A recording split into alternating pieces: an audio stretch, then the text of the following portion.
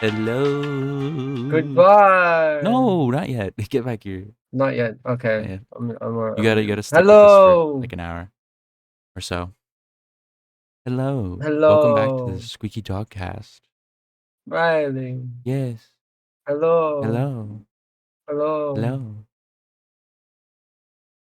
Hello. All right. How are you doing, Jade? Everything's crumbling. Yeah, and we'll get to that. We We'll will. cover the crumbles. We'll cover how the cookie crumbles, and the cookie in this instance is the American federal government. The most Cookie in this instance is powerful. the fucking world The government, cookie crumble. considering There's a all the big things that have fist. happened. But I did want to ask them, what's it like being an American?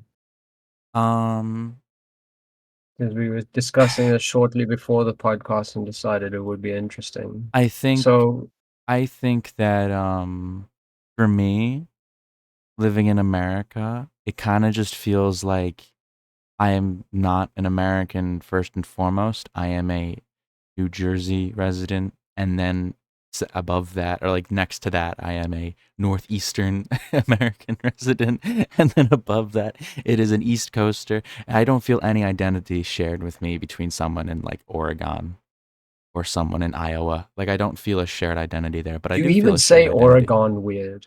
Oregon. I say Oregon, but I said Oregon. I don't know why I said it like that. I normally say Oregon. Um, Oregon. So yeah, I don't feel a shared identity with most people. I feel shared identity with like Pennsylvanians, only really ones in Philly, and like New Yorkers, but only really the ones in New York City. Like I feel like those are like the closest I get to like really. Those are all regional. Like Yeah, those are all near I you think anyway. America is You're extremely like in a big. suburb of New York. No, that's up north. I I will The Jersey Shore I will is a continue suburb to of do it. nowhere. The Jersey Shore is small towns. New Jersey is a They're suburb of not. New York. They're not. It's not. Well, it's also a suburb of Philly. I love teasing you on that. You tease about New York, and whenever you tease about New Jersey being a suburb, you're talking about North Jersey, you're talking about Jersey City, you're talking about Newark, and stuff. But what's really funny is that New Jersey is also partially a suburb of Pennsylvania, of Philadelphia. Um, so the city that's on the other side of the river to Philadelphia, which is like for New York, that's Jersey City, but for Philadelphia, it's a city called Camden. So if Jersey City is off-brand New York City, that means that Camden is off-brand Philadelphia, which means it's actually hell on earth because But Philly doesn't that just make is would make what like New Jersey pencil Yorkville? Pencil Yorkvia. Well, no, because we have the Jersey Shore, which I consider to be authentically Jersey. That's something that is Oh, only that's in Jersey. authentically Jersey. That is the Jersey, real Jersey. That isn't like Jersey influenced by any other state. You That is take a lot of authentic, pride real in Jersey. that I do, alongside like I do. Snooki and No, mostly like Bruce Springsteen and like Whitney Houston nobody and cares Abbott about and Bruce Costello. Springsteen anymore. Yeah, it's not true. Talk to anyone from like In Jersey, Asbury or Atlantic City or fucking fucking Atlantic City. Belmar. I hate Atlantic City. I've ranted about it enough in recent episodes, though. My You hatred for have it has just flared up recently. Anyway, um, how I feel as an American, I don't know. I kind of feel like the main character when it comes to like world events, because it's like because as I was saying, who really like gives a fuck about Slovakia? I'm in South Africa. I'm in the Southern Hemisphere, first of all. That's already like a big breakaway from anything international Yeah, leaning in the news yeah. generally. The Southern Hemisphere is kind of just a side note for We most things. exist. I mean, you've got the Australians and the New Yeah, they Zealanders don't do down in the anything Southern though. Hemisphere as well, but They don't do they're so anything. small and inconsequential in and of The only themselves. time I ever remember Australia is when I watch a YouTube video made by an Australian. It's where America gets their weirdo white people, Well, you should like see Mel Gibson. a crocodile Dundee. Crocodile A crocodile Dundee. Dundee. I Crikey, mate. I'll never I'm bad at forget my accents today. watching the Crocodile Dundee Goes to America movie. Never watched any Crocodile Dundee movie. It's got like the famous scene. Yeah, Surely you that's know the not a famous knife. scene. This is a That's not a knife. knife. This is a knife. Yeah, everyone. That's like, uh, It just, yeah. I will say, it does kind of horrify me that people confuse the Australian and South African accents. I mentioned that the other day when I mentioned that Yeah, someone in my class said that when we were talking about Africa. Like my professors talk about white South Africans existing, and it's like how diverse Africa is that you pretty much have every type of person who could ever exist living on the continent. Um, yeah. and someone was like, "Yeah, and South Africans, they sound like Australians," and it's like, I mean, No. if you have bad ears, Look, I will point out that both South Africa and Australia / New Zealand have historically been British colonial powers, and that obviously affected the linguistic sort of path that English took in those countries. So there are similarities. I'm yeah, not going to deny that, but I can spot the difference immediately between somebody who is Australian and somebody who is South African. They are distinctly it's different. like British and South African accents are similar, but there's a lot of differences there that allow you to tell them apart. Like Yeah, like but I think there's a bit of a misnomer with the British accent as well, there's in a that million British accents. there is no British Yeah, there's accent. like London accent. There's like the fucking like But there's also like Northern North English. London and Yeah, East London. Then you got I actually like don't know the London names itself for them. has six different distinct I accents. I can picture in my head the sounds of the different accents, at least most of them, but I wouldn't be able to name which one's which. I've been meaning to like look that up, but considering it sounds, I just have like because every time I'm thinking about it, I'm thinking about it at like work, so I can't really like just like pull up something to like do it. Like if I was thinking, I normally only think about. I'm kind of ranting. Like, point is, why the fuck do they have so many accents on such a small island? Diversity. Is it down to There's something like, that people forget, that is it London and England, London, although England? a historically white nation, London was a world trade hub, Still is. It's actually still like is the only today, thing keeping England alive is but London. historically it's a world trade hub. There was never Yeah. a London accent that you could pin down because it is constantly shifting and Hmm. being affected by external forces. Yeah.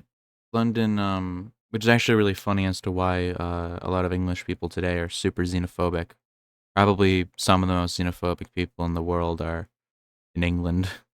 They throw riots over brown people existing in the country. Yes, but remember, at the same time that they were like that trade hub, they were also in control of those nations. Now, Yeah, in the modern day, they no longer control India. So they no yeah, longer control Indians, if you get what I mean. yeah. Now they're like upset over They're like that. upset over being equals, essentially. Yeah, That's what they're it like is. these are It's the not as subjects. much the, They're not equals. They're my subjects, and now they're running around shopping at the Tesco and they're doing all this shit. yeah, like when Britain was that kind of colonial power back in the day, the Indians in England were representatives of India, which were under the thumb Yeah, of the The Indians who British. lived in London were either like like royalty because like England had the habit of like paying royalty to be their subjects and stuff. So a lot of Indian royalty was left to stay around, and a lot of their sons and daughters, mostly sons, were sent to England to be educated. So that Yes, was a to contingent get of it, the and European also education, the Western there was a lot of education. Indians who were brought over to be workers, Yeah. which is also where a lot of restaurants got started as from We those can't people who make the came over. children work anymore. Let's make the brown people work. Yeah. And that's kind of true for every Classic. single British uh, colony. A lot of people, the more wealthy people in the colonies who benefited from colonialism, even though they were in the land that was being colonized, would send their children to be educated in I London. mean, it gets wild sometimes with what England did, because if you look at just bringing it back to South Africa, if you look at Cape Town, one of the biggest cultural groups is the Cape Malay people Yeah, from Malaysia, from Malaysia, which is which is across the like Indian what? Ocean. That's It's wild. across an entire ocean. Isn't Yeah. isn't the Madagascar language influenced by Indonesia also? Like it's like that type of language group or something? There are Because I similarities, remember the name of it is something like a but Malay, Malag or some shit. Like it's of that name. So I just saw that and went, And like I know that the migration map of if because human settlement moves people from Indonesia to Madagascar, not from Africa. Malagasy, Malagasy, yeah, that's the name of it. Sorabe, Austronesian. Yeah, Austronesia, so it comes from Indonesia, Australia region. Because I remember seeing a migration map and being amazed that it wasn't Africans who first landed in Madagascar, it was people from Indonesia. Apparently, this is actually very interesting. It is the westernmost Malayo-Polynesian language. Yeah, it's really interesting. Like Uh, the Indonesian, like wow, Polynesian, that's why. That's yeah, how fifth far back it century. goes, so that makes Yeah. sense. So like the Polynesians are really interesting from a historical perspective because they were fucking everywhere. They were everywhere. They were like some of the best like people always like, oh, the Portuguese were master sailors and the Horn of Africa, Cape Town, Cape Town and all that. And it's like, well, I mean the Polynesians are doing the same thing with far less tech. They were across the Indian fucking Ocean with Interesting. significantly So it less. was up until the Western missionaries arrived, it was a spoken only language, not Interesting. written, which Interesting. is fairly common for languages in this like part of the world. Like all of the South African languages, Xhosa, Zulu, Sotho, Tswana, Venda, all of them are not written languages. So when you read them, they're written in Latin script. Latin script, Hmm. which is what we use today. This what you're reading here. This is Latin script. Yes, uses the Latin key. So it's actually interesting what family it comes off of. What is the Austronesian? That's like anything that it starts from Okay. Polynesia. So like the Maori are Okay. part of this. The Philippine like natives, the Java, Borneo, all those islands. Those are all Austronesian. Interesting. Not the Australian Aboriginals though. That's surprising. I figured because it's like right in the middle of it in like Madagascar and New And it's in the Zealand. name, but it's Well, also no, because the Aborigines. Austronesia. Oh, Austro. Oh, yeah, you're right. Austro. Yeah. So here's the interesting thing, right? When you think of the term Aborigine, right? Hmm. Do you think of one group of people? I think of how we consider Native Americans to be a term. That's how I think of with Aborigine. I think of it like I don't know if I'm correct on this, but I assume it's like the term given to the Australians versions of the Native Americans, with a bunch of different people. Yes. Yeah. So Australia is, if they had to do the thing South Africa did, would probably have like 30 official languages. Yeah, because Australia is like twice, three times the size of South Africa, though a Not lot only of it is that, but the tribes uninhabitable. are far more disparate. Yeah, because it's a lot of it's uninhabitable, so they're like spread out along like farther distances, a lot less But densely packed. Um, I yeah, can get language is stuck on the interesting. linguistical side for a long time. So can I. I love learning about language. I'm not like very smart with it, but I do love learning about language because I love learning about like the spread of culture and how it evolves and like human Because interaction. in a way, language informs culture and culture informs language. They Hmm. go back and forth that way. Like when there's I think the cultural most, exchange, languages will evolve and like adapt to it. yeah, because if you look at like linguists, right? Like, do you know when you get like a degree in linguistics, what is your highest paying job? I don't actually know, like a translator. I don't know. No, writing languages for fantasy media. Really, Yeah, like Game of Thrones, Dothraki, written by actual linguists, is language really, built by actual linguists. really. And I there's an just interesting note there that I love. It's just one of those trivia pieces I love. But in the Dothraki language, it's noted like in the show as well, they do not have a word for thank you Huh.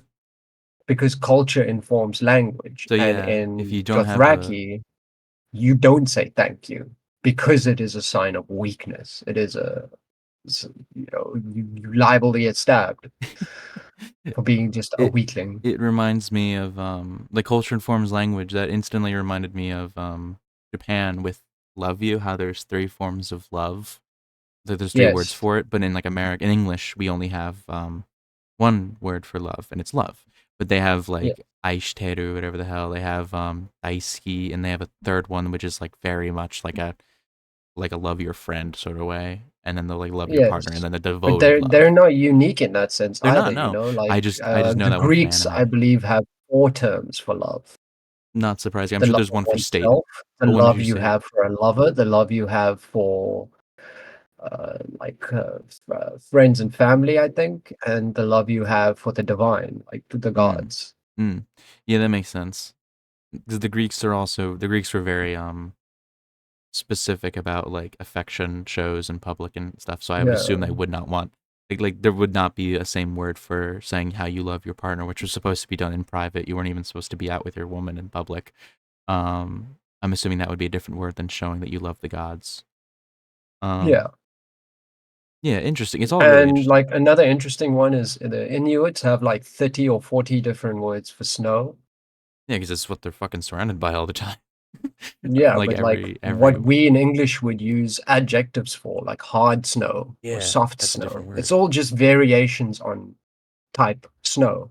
Whereas in Inuit, they have separate words for different kinds of snow, which It's is very like interesting to me. it's like oh, I'm going through the grass, and now I'm going through the thicket, and now I'm going through the weeds, and now I'm going through but then it's like, oh, I'm going through the snow, I'm going through the snow, I'm going through the snow. But to the Inuit, it's like, well, I'm going through snow, and then I'm going through bow, or I don't fucking know. I don't know the Inuit I words. don't It know was a any long words at time all. since I studied linguistics, but it Uh, is it is interesting. It is fascinating how interesting. these things travel because if you also think about like what we consider today Celtic, Yeah. Celts did not originate in No, Ireland they're and from Scotland, Belgium. where Celtic is now like thought of historically. They're not like further south. They're Oh, like German, like French area, like no, like southern France. southern France. Yes, Oh, I thought they southern were from France. like northern, like When Normandy area, like Alsace, the Lorraine. Romans essentially pushed the Celts back all the way from southern France. Really? I knew that the Romans All the really way. were a fan of pushing people out, but I didn't know it was that far from Yes, like that's they uh literally what we call today a genocide is just yeah, like I knew they Roman did that to like foreign policy. the Germans, the Gauls, and like the Celts, but I didn't know it was that expensive. It really was. It really was. Yeah. Like I would even say that the Saxons, what we think of the Saxons, aren't the original tribes of Germany. Mm. I mean, nobody is really the original people of anywhere. No, but Typically what I'm there's talking always some about is mixing. Get away. linguistically and Oh, culturally. true, true, true, true. Yeah. What I'm talking about is like if you go back far enough, Saxony or the Saxon sort of language as we know started after the Romans influenced them. Yeah, because But it had that's Christendom in there and stuff, and that yeah, comes from Rome. There's one thing I want to mention because we talked about like Saxons, and I'm thinking of like how Saxony is a location in Germany that is on like the eastern side, it's closer to Poland, but then yes. Anglo-Saxon is in England, and it's crazy how like there's a whole bunch of million fucking other places in the way between us, and it's gotten reminded of like how languages just like sometimes is just one language group that just exists a million miles away. And then I remembered the Turkic one where it's like Hungary just kind of sits there because it's a Yeah, Turkic language. That always surprises me. Like the Magyars. Um, that's how you pronounce that, right? Magyar. I don't think so. It Uh, doesn't sound right. I'm not able to pronounce anything right. It looks like it's said right. Magyar, Magyar, whatever. Magyar, Magyar, Magyar. according to what I'm seeing here. Yeah, Magyar. Well, that's what the Hungarians were before they were called Hungary. Actually, This is a it's Turkic saying in bad, so Magyar. Magyar. I was Yeah, right. I had like the ya okay. sound wrong. I was more of a yar, like a J yar, not a Y. Yar, yar. But yeah, these are the people who come from like the Turkic steppes, like where Kazakhstan is and shit. Yeah, Really there was interesting. a great exodus in history as well. Yeah, and that's when the Turks invaded Byzantium. Wasn't that when they crossed the Carpathian The Mountains? Carpathians are in Poland, so I don't think so. I think those are the Carpathians, or the Carpathians are the one in Spain. Which one's the Car? No, the Carpath. Which one's the Carpathians? Let me Google that real quick. I should know this because I know geography. These are the ones. Yes, these are the ones that are. Oh yes, it would have been these because these extend from. I didn't know they went so far south because when I googled in, yeah, the Carpathian. Just click on the Wikipedia article. It should have a range. Oh, there we go. Oh, I didn't know Google Maps had mountains listed. So yeah, I thought those. I didn't know they were in Romania. I thought they were just like Poland, Slovakia area. So yeah, if they went to Hungary, then they would have crossed into over the Carpathian Mountains. Then Yeah, for because sure. they came from like Moldova, like modern day Moldova, Bucharest, Ukraine. They came over Yeah, from they came here around the Black and they Sea because they went crossed. south and they went north because they As far also as I took out know, there was an Byzantium. exodus that went over the Carpathians Yeah, and then settled in what like is modern day Hungary and I don't Serbia. know the details, but I know that they would have had to come south because that's where they attacked Byzantium from because they had Rum. Rum was in the eastern side of Turkey, and that was a Turkic Um, state that eventually yeah, took out the Byzantines. Yeah, I Rum's was over there. around here somewhere. Yeah, which could have also come from the well. All I know is that they attacked Byzantines from the east, going westward. Yes, the Persians, Yeah. Um. which, you know, did you know that Persia was never Persia in Persia? That is an external name. Yeah. Yeah. It was always called like the whatever like ruler like the Safavids or whatever the fuck or like No, it was the land, the country was oh always Iran. oh Like, that is oh not a new name they came up with in the modern day. We just stopped calling it Persia because at some point, Iran, the Iranians, basically went, so like, listen, Persia's a nice name and all, but we're not we don't consider ourselves Persian. We're not that's a Persian. shame We're because fucking Iranian. Persian is a nice name. It is, Persia is a but pretty good name. that's not. It's not their name. It's a. It's not. It's never been their name. They were only called that externally. I find that fascinating Like as well. Germany, it's like if we started calling Germany Deutschland just randomly or Deutsch. I mean, like, technically, it is Deutschland. I mean, yeah, but in English, like Spanish, we started calling Spain Hispaniola. I mean, Turkey did theirs, where their official name now is their native name. And then there's what people consider the Dutch.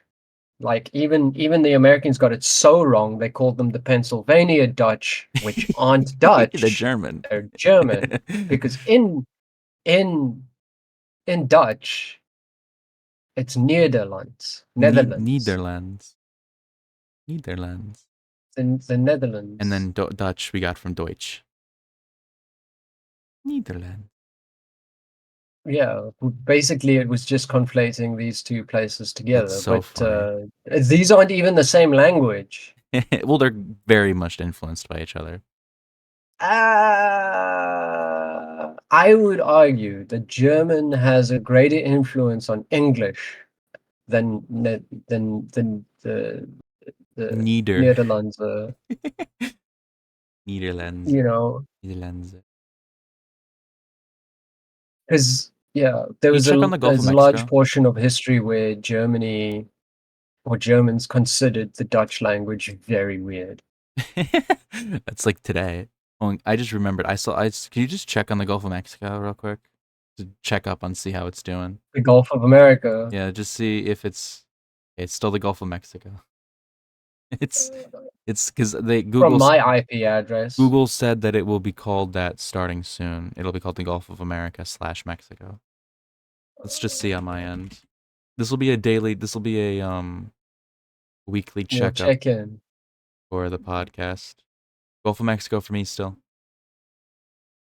is still the Gulf of Mexico for me. Wait, wait. Here's the thumbnail, right? Just that. Well, that'll be what it is whenever it gets changed. It'll be like Gulf of America there. God. I think it's time to start talking about news events then, if this is how it's gonna go. Oh, okay, We okay. got to stop the fun You talks said and there we got was to a do this. plane Yeah, accident. a plane crashed. No No survivors. survivors. So this was a little interesting. So over DC last night, there was a military helicopter, Black Hawk helicopter, that crashed into an American Airlines flight that had 67 people on board. It was an overnight flight, so it wasn't full. It had Mention who the people were. it had a Russian figure skating team, which Jade said before stream started that this was a hit because of this. I don't think the Russian figure skating team was a target. Though They work maybe for their the coach was. I Kremlin. don't want to open my Twitter. Um, Don't open your we Twitter. don't That open my is Twitter. always a poor decision. um, yeah. So it crashed into the Potomac. Um, and here, yeah, you have people doing video footage of going to get it. Yeah, people are out there fishing for it. No survivors Fishing as so for far. airplanes. Fishing for airplanes and bodies.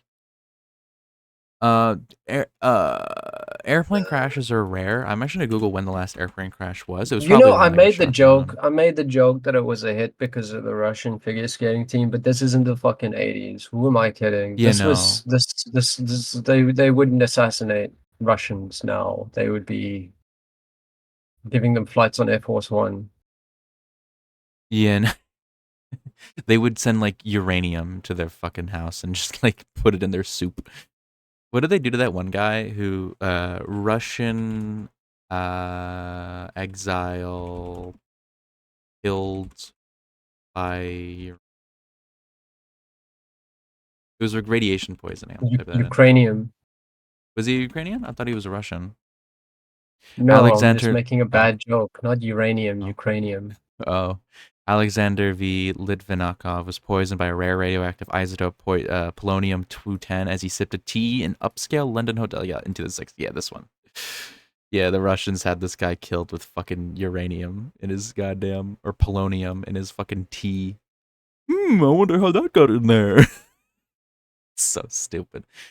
But yeah, there's a lot of air crashes all the time in like Airbus Beechcraft, which was in South Sudan. But for an American Airlines flight to go down or like a big one, like a lot of these are like Yeah, they Air usually don't need Serbia. anything to hit them to go wrong. Yeah, they just explode. Alaska Airlines here. This uh, was this the one where the fucking I don't know. Just don't say too much bad about We're like not talking about. American We haven't said airline anything about companies. Boeing. We haven't said Be, anything about be, Boeing. That's haunting. you said their name now. That's a They're haunting image. watching. This is a haunting image. That is a haunting image. That is haunting. I am terrified of underwater footage. It always scares me. You know what is a haunting image? Why? I don't know. I just find undersea footage to be terrifying. Like Titanic wreck. Like this. British. Like this is fucking disturbing. This is That's haunting. very intriguing. That's very intriguing. I am terrified of uh underwater footage. Like this is horrible. Is it the lighting? It's the Is it the unique it makes way my that butthole things clench. decay underwater? It's the way things decay. It's it's the fact that this is so far down in the ocean that it is so isolated. It is so cold. It is so alone. The It is fact that so we have deep. It's discovered so more of outer dark. space than we have of the oceans beneath us. It's yeah, it's terrifying. It feels like there's something just in that darkness, just sitting there going. tee hee, tee hee, tee hee. And I'm just like, They are. like, this is fucking terrifying. And also, yes, the I way this bet erodes is it's disgusting. nice. It's horrifying. There's like, That's what um, seawater does to stuff. uh, Salt. what is this? What is it called? There's an Australian. What's the Australian cryptid? Hold on, I can find this real quick if I get the name of it real quick. Because there's a thing. This is related to things. The bunyip. Okay, so there's a bunyip. Um, animatronic. This fucking thing. This is a real fucking thing they have. That looks fun. This is fucking terrifying. This thing scares the fuck out of me. There's a And video stuff of like this. this shit. I hate this shit. Yeah, the Murray Bridge bunyip. Well, this is it before. This is it when it was refurbished. Just muted. This is loud. No, the noise is a part of it. This is after they redid it, but I think the noise should still be the same. This has a bad here. Original birth of the bunyip. Here, this is the old one.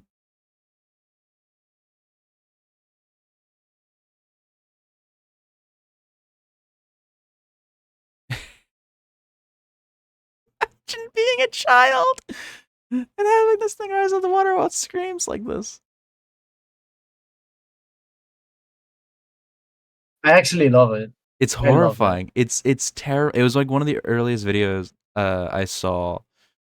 Not earliest videos I saw. Sorry, it's like one of the It's one of those videos that I saw that like gave me a deep fear of watery things in the water. I think they call it like thalassophobia. No, no, thalassophobia is the fear of the ocean. Submechophobia, that's what it is. Images like this. Yeah, stuff like that. Um, shit like this, where it's just like, oh, like these are not that bad because that's like kind of cool, but like shit like that, where it's just like, oh, oil rig that goes deep into the water. Oh, fuck that, please, fuck right off. Where it's just deep sea. What the fuck? My Little Pony thalassophobia. Okay. Um, megalophobia. This just like, ugh. This stuff. This is the fucking shit. Fuck off. Divers are insane. They whenever you they're always showing these fucking like animatronic stuff. That's not what really fucks with me. It's always the fucking like oil rigs, like oil rig underwater. It's horrifying. This is like monstrosities.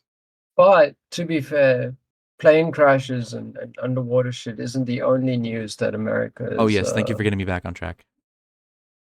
isn't the only news that's hitting hard. It's also, stuff like Yeah, this. school shooting, yeah. So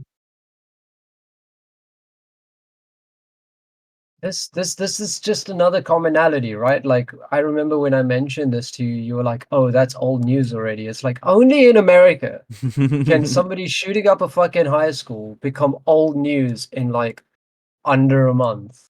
Like what the fuck is wrong with you people?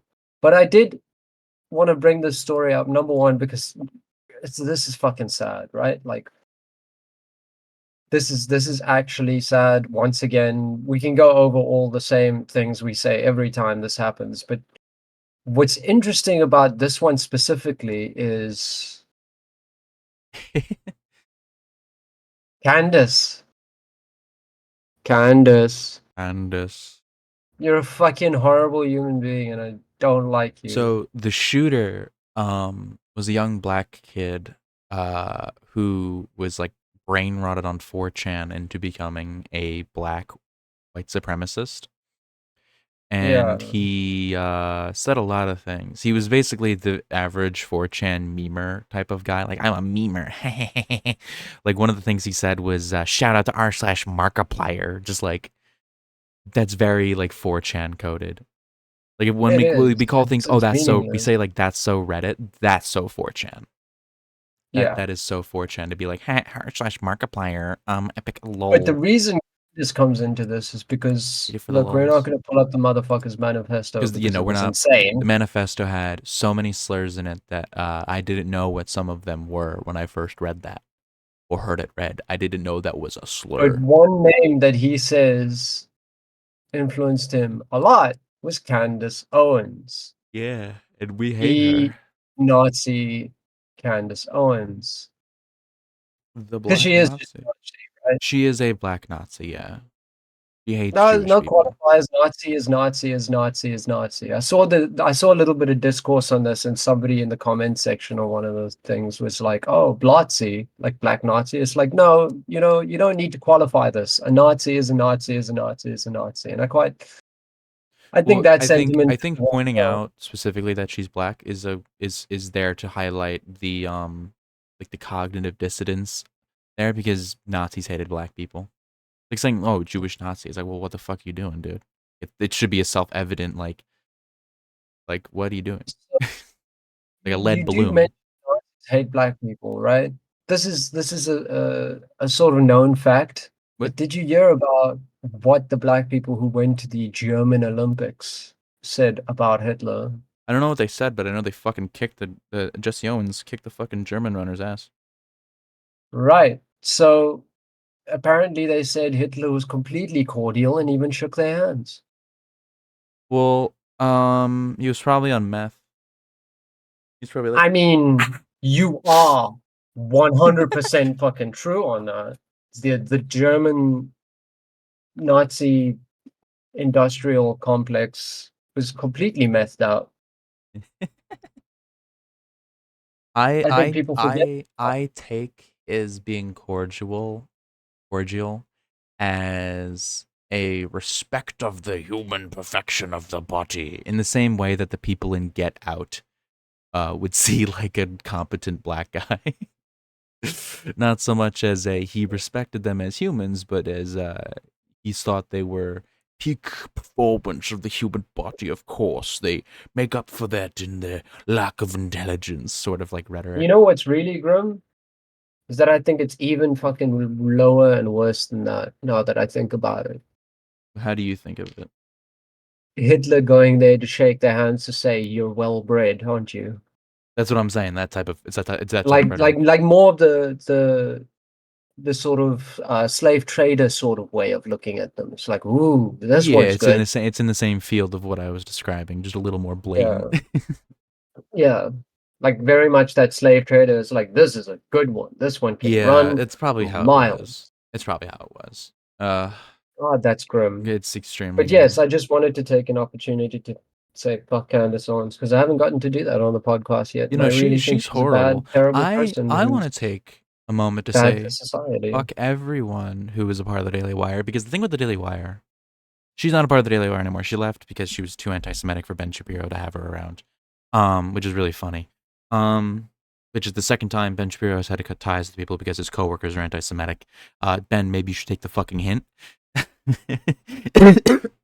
He left If Breitbart. you hang out with He Nazis, they left might not, he be your left friend for he left long. Breitbart because it was too anti-Semitic, and then he left. And now he had Candace Owens leave because she was too anti-Semitic, and it's like, well, I don't fucking know, man. The thing with Daily Wire is all these people are failed writers and comedians.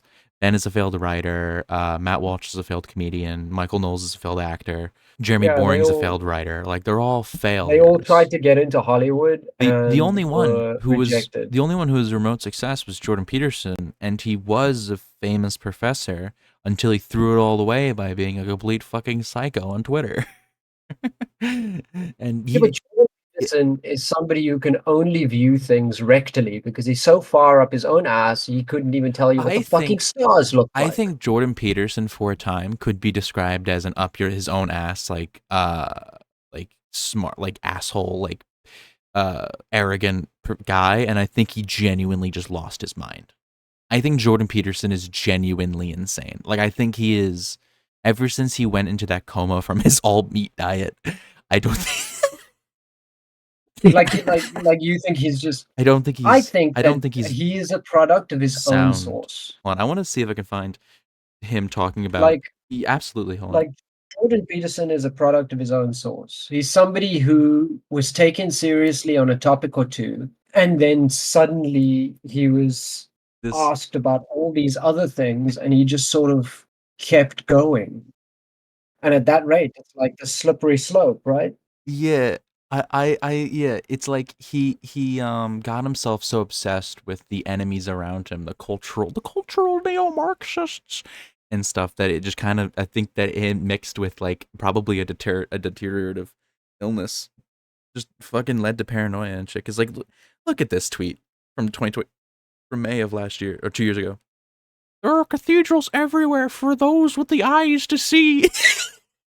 With a bottle of Evian, like overpriced water. This motherfucker's smoking something, I swear. But now that we brought up the My Daily face is Wire and Ben red. Shapiro, what do My you face think about is red. everybody agreeing with a Ben Shapiro take? There are cathedrals everywhere for those with the eyes to see.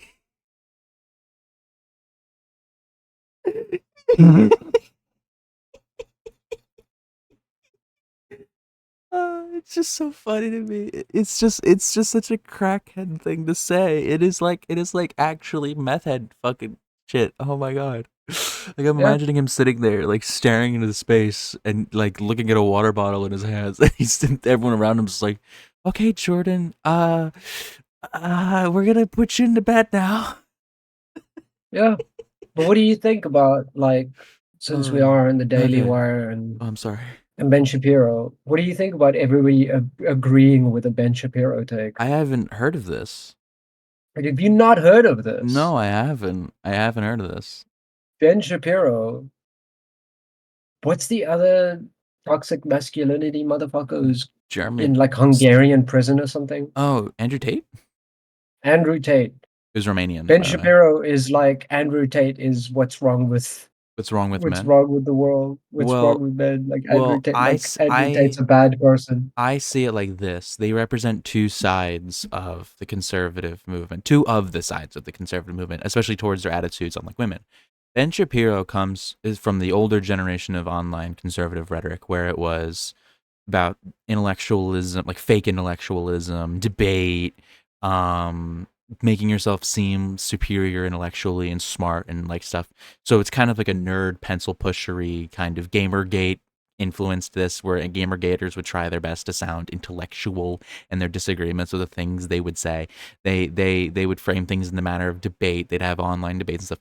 That's what Ben Shapiro comes from, and Andrew Tate comes from an anti-intellectual, um, like very 4chan. simple, not even 4chan, because 4chaners used to be very much like that type of Ben Shapiro thing. 4chan is just a medium for these Yeah, people to exist in. 4chan really just sludges them all together. 4chan is basically it, but like accelerationist into like just like hyper brain dead like state.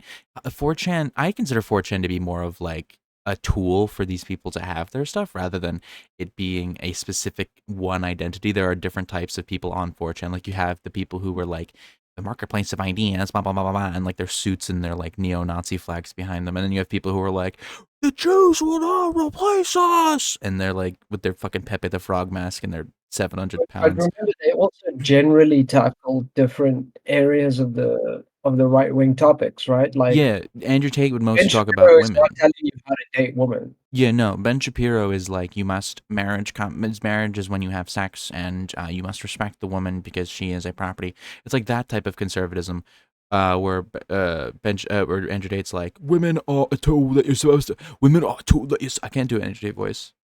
Women are a Look, tool I that you're don't. supposed to fuck and discard after you're done with them. You're not supposed to love them. You're supposed to get 1 million women to fuck at all times, sort of thing. Um, Yeah, they're objects yeah, it's like of status. it's like a reflection of like the crypto bro Wolf of Wall Street mentality. Gotta keep grinding, hustling. It's that type of conservatism. That's I what think the Andrew best Tate way represents. I can think of it is the Andrew Tate side is like women are objects of status, whereas on the Ben Shapiro side, they're more objects of pocket. Like it's just a different Traditional kind of like marriage, traditional they're not heritage. they're like you get a woman in your marriage and you have children with them and you procreate with them, and it's like the traditional type of conservative view on women. And then Andrew Tate is like the caveman brain of fuck as many women as possible, women on your side. Like taking the party boy and making it a political movement. Yeah. I mean, I actually knew one of those kind of guys who legitimately slept with over 100 women. And he was like, what, 26? That's just like stressful. I just think to myself, like, nothing against that in theory. People can fuck. I'm pro fucking, is what I'm saying. What I take issue with is that that same guy wouldn't fuck a girl who'd fucked 100 guys. Absolutely. And he probably wouldn't fuck a fat woman. He probably wouldn't fuck someone who's got like weird teeth. You know, he's probably really picky. He's probably the most sensitive guy ever to exist. You know, men always love to say women love to complain, but I've never heard someone complain more than an upset guy. Yeah, but I hate that particular double standard because, as I said, I am pro fucking, but there is no word for a slut that is guy coded. A douche, I guess, would be the closest thing, but that's not close at all. Douche That, is just a guy who acts a that's certain way. that's just anybody can be a douche. Somebody who takes you over in traffic is a douchebag. Like, Uh, I'd say that's a jackass or a look, we're getting into motherfucker. the weeds here with that one, but my point is that I really hate that particular double standard because Hmm. I hate the fact that you can call a girl a slut for sleeping with 3 guys, but a guy who sleeps with 100 women, that's a bro. That's a giga Chad, bro. It's a giga That's a Chad, bro. Like, sigma what are you male. fucking talking about? The omega males are the ones who are doing all the planning in the background. It's like I am the somebody omega fucking male. told them use it and lose it. I paid for this penis. I'm gonna use every single drop. God, it was really awful hearing the rhetoric there. Yeah, no, I And hate it it is too. very tied in with that Jordan uh, Peterson. Jordan What's it? Andrew Peterson, Tate. Jordan Andrew Peterson, Tate. Andrew Tate. Well, Jordan Peterson is kind of like his own beast in this regard. I feel like he fits more closer with the phony intellectualism because he's like he is like fucking he does his own philosophy where it's like you can't help someone else's life until your life is perfect. Therefore, you don't ever actually help anyone because no one's life is ever perfect, you know? Yeah. Um so then it's like shit The like thing is, that. Andrew The dragon uh, of chaos. Jordan Peterson comes into this weird thing where you'll see him double speak on his own rhetoric. It is and it isn't. Like he really. I've seen not speeches, but I've seen like interviews and debates that Jordan Peterson has had, and it just occurs to me that's like, wow, this person can say a shocking amount of shit without saying anything at all. It's been a long time since I've jumped down the Jordan Peterson rabbit hole, honestly. I can't remember any specific things he said, like philosophically or like morally or ethically on statements in But you that I you can get what I remember. mean I though. do know what Like you mean. I remember seeing that. I just wish I could remember a it's very specific much like example. the tweet you brought up with Yeah. Look at the your cathedrals cathedral. all around me. Like it's like uh, what you say are words, and together they make a sentence, but it's not actually a statement of anything. It's not even a wrong statement of fact. It's just Dragon of you have the chaos. ability to expunge tons and tons of words that fall to the ground in sentences that lead nowhere and mean nothing. Yeah, it's like Actually, a talent. it's like what's that word for throwing out a bunch of like statements as like a way to like deflect. It's like a debate. It's like it's a term used in like debates and conversation, but it's like what is it? Where you like throw out a bunch of statements and none of them really make sense, but the sheer volume of them are supposed to um make it seem like you're making an argument. Because that's definitely what he does. That's what he does. That's his whole tactic of I'll just say a million things and eventually they'll sound smart to someone who's stupid and they'll think that I'm smart. I do think that to an extent, Jordan Peterson at some point in time did know his shit because he did go through um, university and get a job as a professor all without any of the grifter stuff. So He was probably just a he's a piece of shit. professor He was a professor in of Canada, in like Toronto University. psychology Yeah, at or like something, right? it was he was a psychology professor at University of Toronto or something. Um, So he's a product of a broken system because I studied psychology in university. was it your major or was And it linguistics your major? uh psychology was meant to be my major, but I actually dropped it Mm, because is it I looked Freudian? through all the stuff because it was mainly because of Freud. I have major issue with Freud, major issue. There's a lot of things to point at, but I think just the fact that he did not consider, like, all he did with female psychology, for example, right, Oh, right, yeah, definitely. That's was take male psychology and gender flip it. yeah. Like, the There's Oedipus no complex? the what? The Oedipus Yeah, complex. it's when a dad when a boy really wants to fuck his mom and kill his dad or some shit because like Oedipus Yeah, Rex. so he also came up with the Electra complex. Electra Nachos from Daredevil, yo. So essentially, it's the same. She wants to kill her mom and sleep with her dad. Which is yeah, no, it's Oedipus Rex complex and the fucking Bloody Oedipus Rex. that's what it's called. That's what the story's called. The Oedipus complex.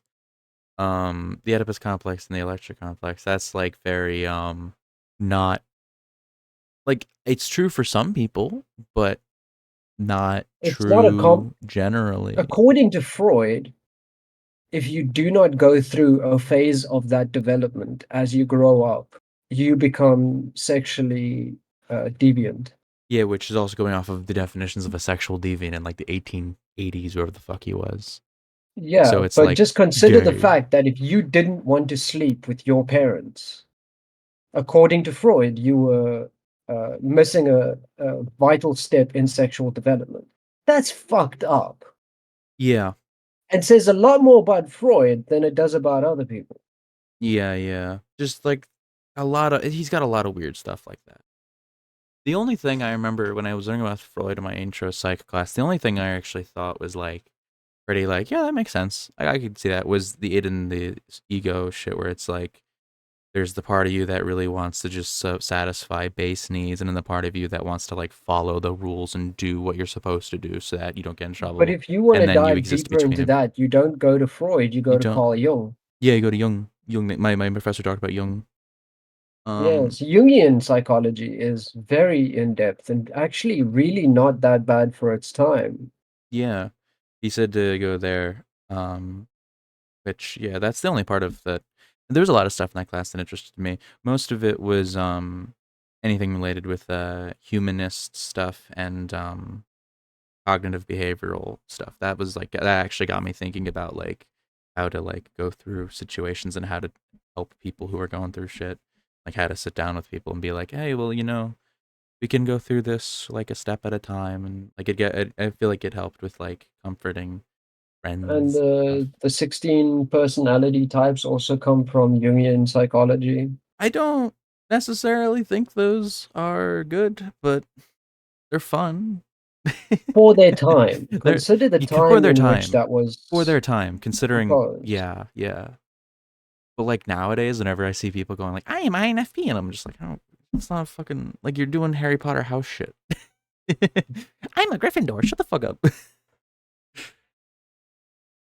Speaking of which, what was It's your not better what than Freudian psychology of Freudian like, psychology? I have an oral I fixation. have an oral fixation. Well, I think in a way, an oral fixation is true because I chew on things all the fucking time, but I don't think that No, oral just fixations are because rooted in something, sexual desire.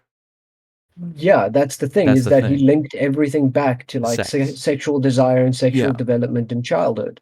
Yeah, like I think that you could have an oral fixation on like an obsessive like motor reflex to like chew things, but I don't think that's related to wanting to suck on a nipple.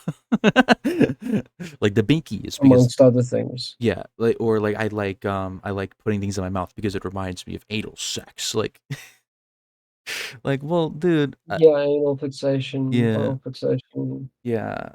Um Penis envy. Penis envy. He did. My professor mentioned that. Yeah. He came up with the whole idea of penis envy, which I don't think women have. I think my favorite on that one is the what was it? Betty White? You know Betty White? Yeah, the Golden Girls. Classic Betty White. I love We love Betty White. We love the Golden Girls here. one of her quotes was she never understood why they always say grow a pair because balls are soft and weak. What you want to do is grow a vagina. Those things take a pounding. Like Betty White, you're an absolute fucking everything. You're everything good in the world. Do you know the Golden Gays? No. They're you wouldn't because they're a local New Jersey. Well, I don't know if they're just from New Jersey. I've only ever seen them in New Jersey. They're a New Jersey drag band that I've seen perform at like Asbury and stuff, where they're just a bunch of people in drag as the Golden Girls singing. That sounds pretty fun. It's really fun. The Golden Gays. It's really fun. I don't think we can have any more fun because at some point we're gonna have to talk about your president and all the We shit he's do done have. over the past week. We'll do that now. We'll do that now. The latest big Trump thing, he's did a lot of things. I think this is probably the worst thing. It's he's doing the concentration camps. So this is in reference to the Lake and Riley Act, which we should probably break down because we haven't talked about it. This has nothing to do with me. This is the Lake and Riley Act. Let me type in act so I can get the Wikipedia article up. Can I get the Wikipedia article? What season? What the fuck? Okay, whatever. I want the Wikipedia. There we go. So the Lake and Riley Act. The Lake and Riley Act. Waking why Oh, wait, we. Wake and Riley. So the This Lake was and a real Riley. person. Yes, the Lake. Yes. She was Lake and Riley. She was murdered in Georgia, by a immigrant man from Venezuela. Very tragic death. And her death was Very weaponized. sad. Yes, it's very sad. Her death was weaponized by the right as an example of the violent immigrants coming from Venezuela that are being emptied. They're emptying the prisons. Just send them over here. So her death. I don't know what her beliefs were. I don't know who. Like, I don't know what her Honestly, beliefs were, no and it matter doesn't what her matter. beliefs were, she could have been a lifelong like Marxist socialist. Doesn't matter. She was a white woman, and that's what they Yeah, clung on to. That's what the right yeah. used. She was a white woman Uh, murdered by a foreigner. yeah, and And the it right is a. basically went, "Oh my God, I they're find emptying the this. prisons. We must de-brown the nation." I find using her name to be one of the greatest, biggest virtue signals I have ever seen in my entire life. It is literally like if after Emmett Till's death, like say you have like an Emmett Till type of situation, and then they like the white woman, who was supposedly harassed by Emmett Till, they make an act named after her to like prevent black people from sexually assaulting women. It's like really. I know using Emmett Till is a weird example here because Emmett Till was the victim in that situation, but it's kind of the same thing where it's using the white person there who's the victim, or in Emmett Till's Yeah, case, the supposed victim, to like make your bill. So you virtue signal to all because the white people in the country. we can talk about like ancient history all we want, but it was within the last 50 years that if you were a white person who killed a black person, everybody would take you at your word that it was self-defense or Yeah, justified. But if you were black and you killed a white person, you're getting lynched. it was your ass. That's Yeah. it. It's your Um. ass. You know And that is that's still in the only lifetime the of last 50 that's years. in the lifetime of so many people. So what the It's in the lifetime of your president. yeah. So what the Lake and Riley Act does is it basically gets rid of due process. Law that requires the U.S. Department of Homeland Security to detain illegal immigrants admitting to, charged with, or convicted of theft-related crimes, assaulting a police officer, or a crime that results in the death of a serious bodily harm like drunk driving. So if you steal something, assault a cop, or hurt or kill someone, Do you know you what no is longer the have due most process. problematic part of the wording of that part so far? Convicted. Or no, Charged with, charged. Sorry, not convicted, charged. charged. Means that You you don't have are to actually do it. guilty. Guilty is until conviction. proven. Yeah. Yeah, guilty Yeah. is conviction, Yeah. but Conviction is when you you are were guilty guilty. until proven innocent, Yeah. So and you have no chance to prove your to innocence. break it down for people, when you commit, say you steal a candy bar from a store. Or we'll do something. You steal TV. You steal TV, and a cop catches you stealing the TV. When the cop puts you in his cop car and brings you to the station, you are arrested. That means that you have been charged with a crime. Yes, You are not convicted yet, you are not a criminal yet, you are innocent until proven guilty.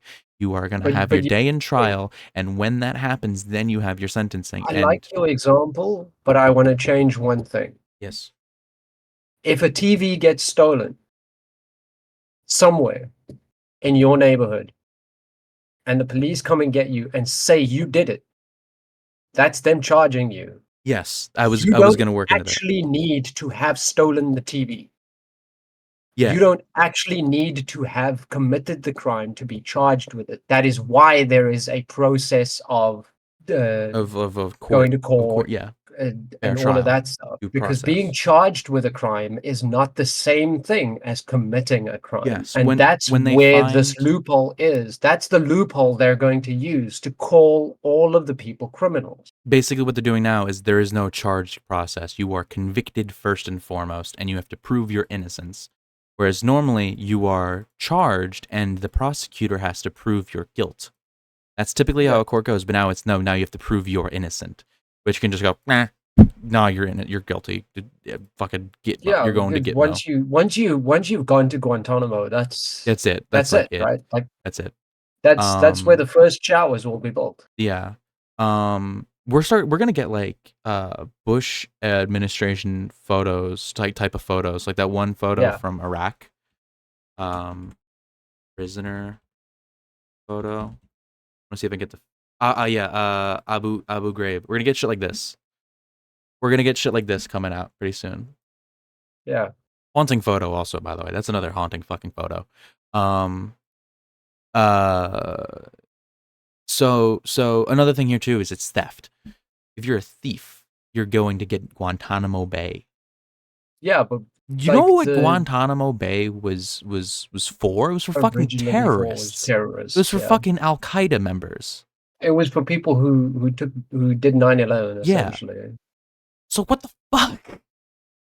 What the fuck? People who steal a TV are going to Guantanamo Bay, or at least that's what Trump is doing now. Originally, it was just you're getting deported. But now Trump's like, we can't deport everyone. We're sending you to Guantanamo Bay. But we'll get there in a second because there's more to say about the Lake and Riley Act. Yeah, there's a lot, yeah. So the way this gotten the support here, every Republican pretty much voted for it. I want to see if Even I can some get the Democrats. yeah. What's his fucking name? John Fetterman voted yes on it. A bunch of those like fucking traitor Fetterman's a Democrats. fucking Republican at heart. Fuck John Fetterman, actual piece of shit.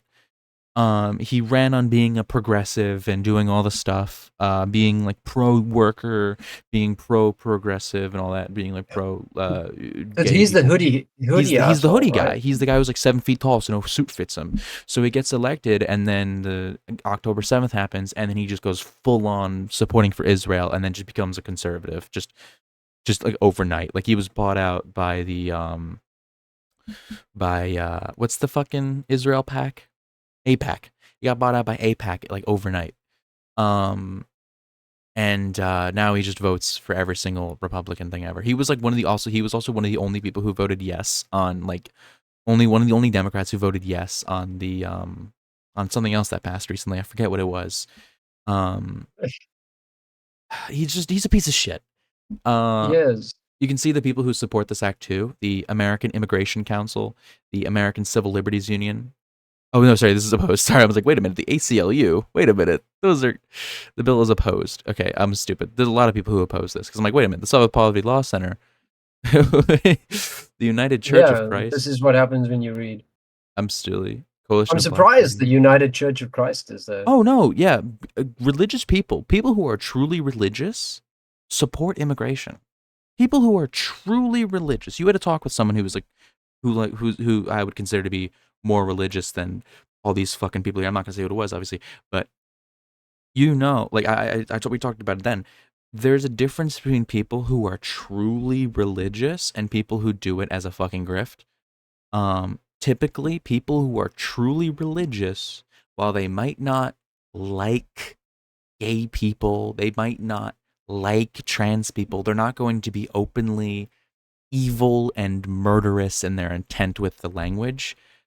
They're going to be patronizing most of the time, but they're not going to be straight up evil. And that applies especially to immigrants, because a lot of these immigrants are fucking Christians. They're Spanish people, they're Christians. But here's the thing, right? You bring up an interesting point because if you go back in time a few months to when Trump was shouting about they're eating the dogs, they're eating cats.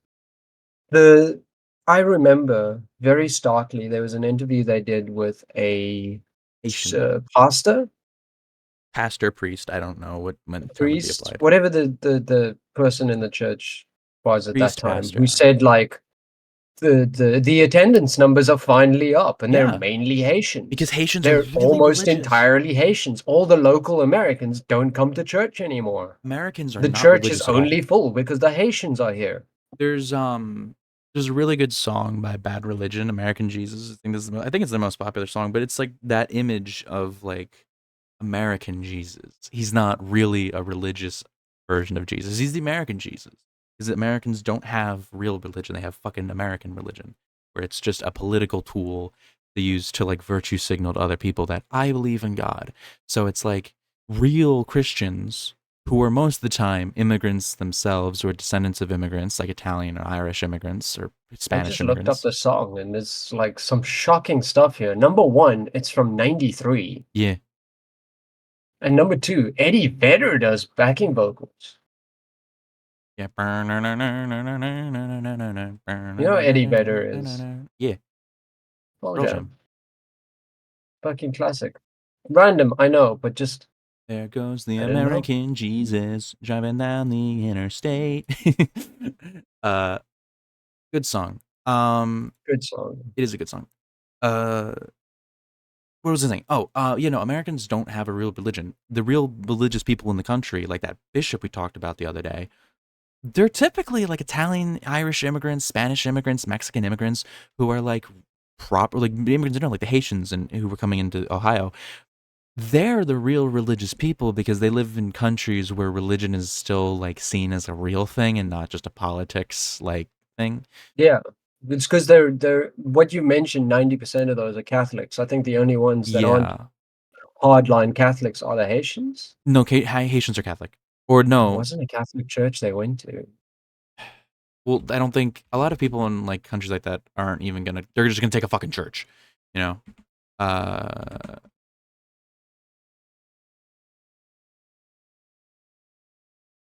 Catholic or Protestant. I want to see breakdown. 69%, 65% Catholic, 19% Protestant. So yeah, Catholic. Yeah, big enough Other Protestant. Christian, which would be like your I guess if there was fucking Orthodox or Coptic or whatever the fuck.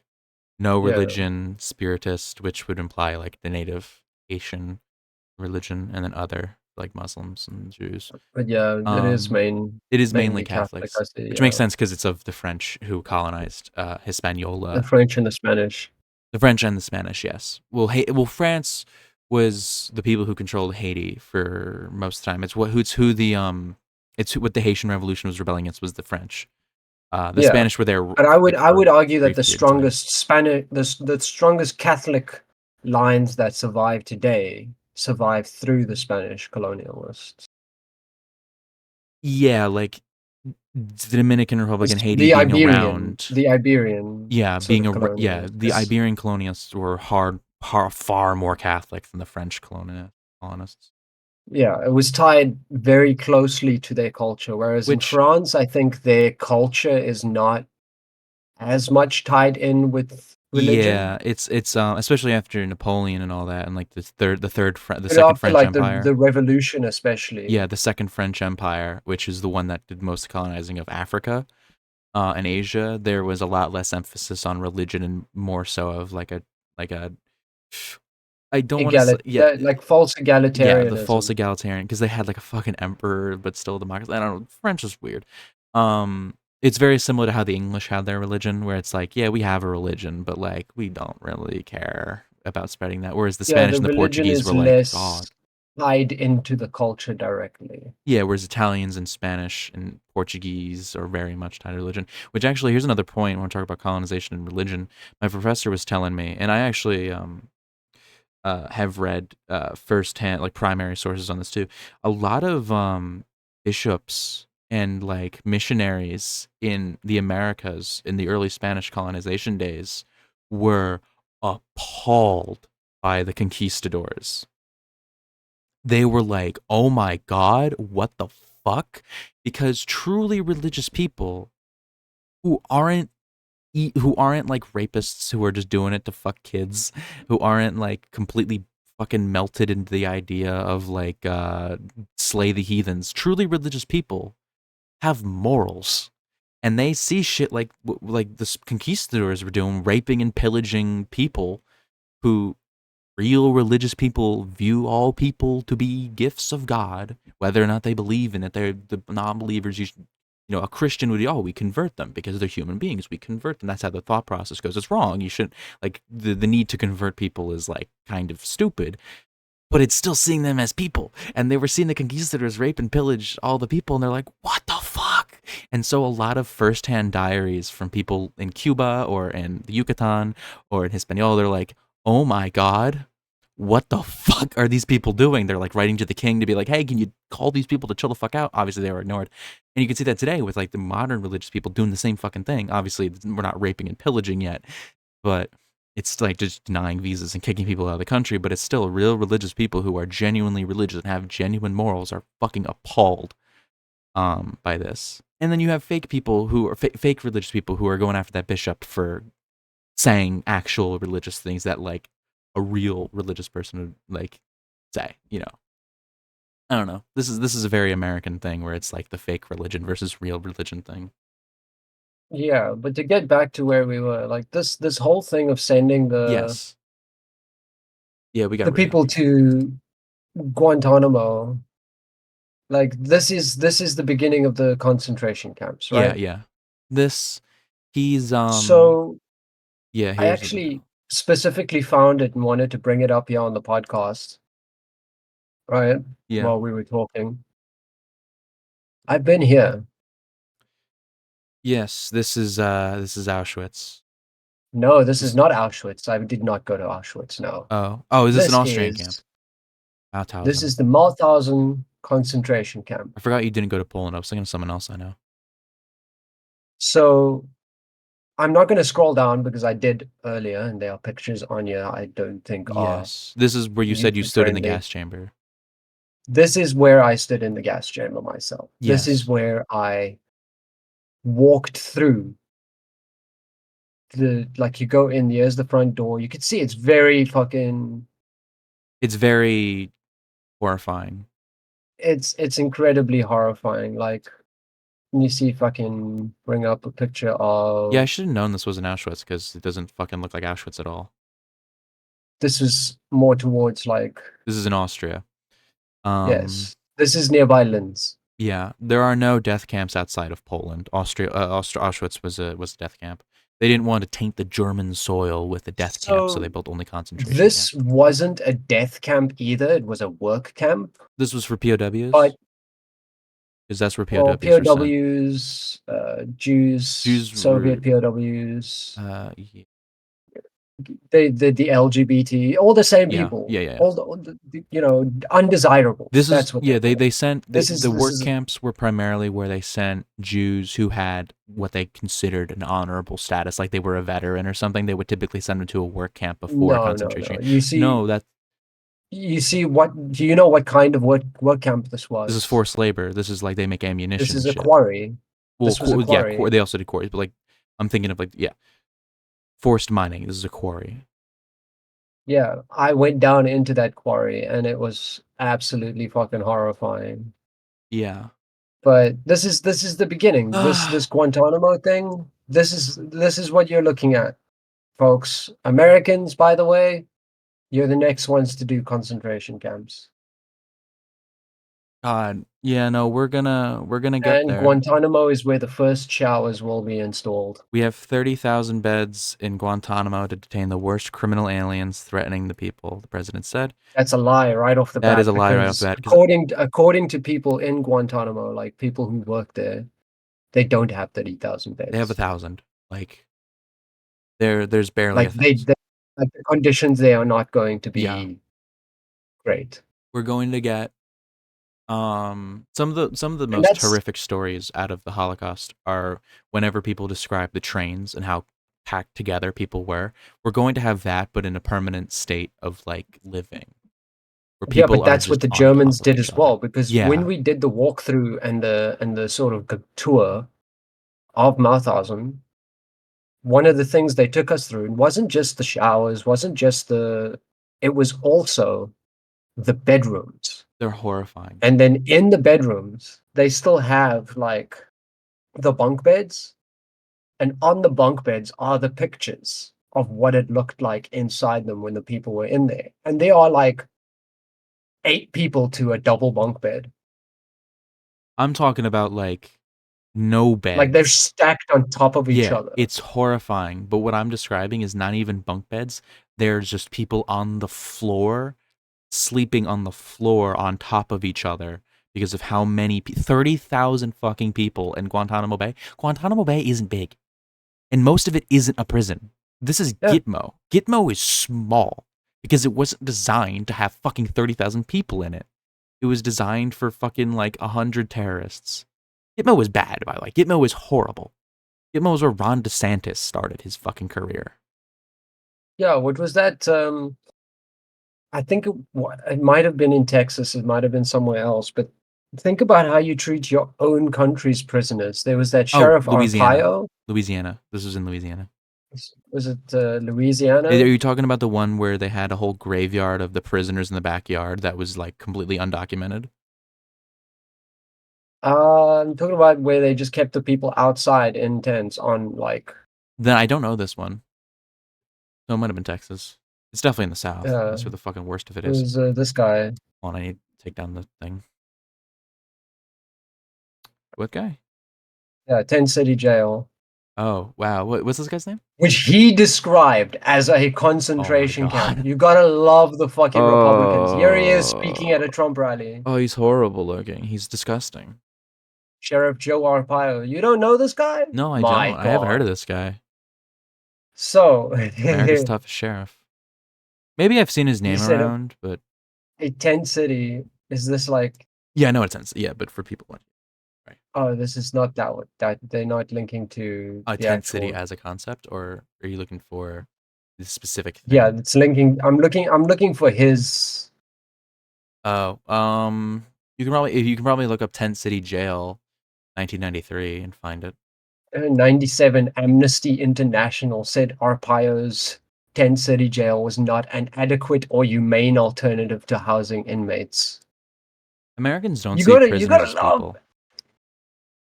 this is just an Steven American thing. Seagal, hold on. Steven Seagal, Lou Ferrigno, and Peter Lupus.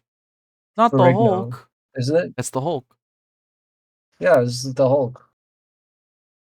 Ferrigno. Yikes. But these are not names that I'm surprised by. I don't know who Peter Lucas Yeah, is. Steven Seagal is not surprising. I'm a little surprised Bodybuilder by. and actor. He's from the original Mission Impossible series. From the Ah, yes, fucking. that tracks. Lou Ferrigno, Aw, who look, I know Mr. I Hulk. I get the love for Lou Ferrigno, but he is just an idiot.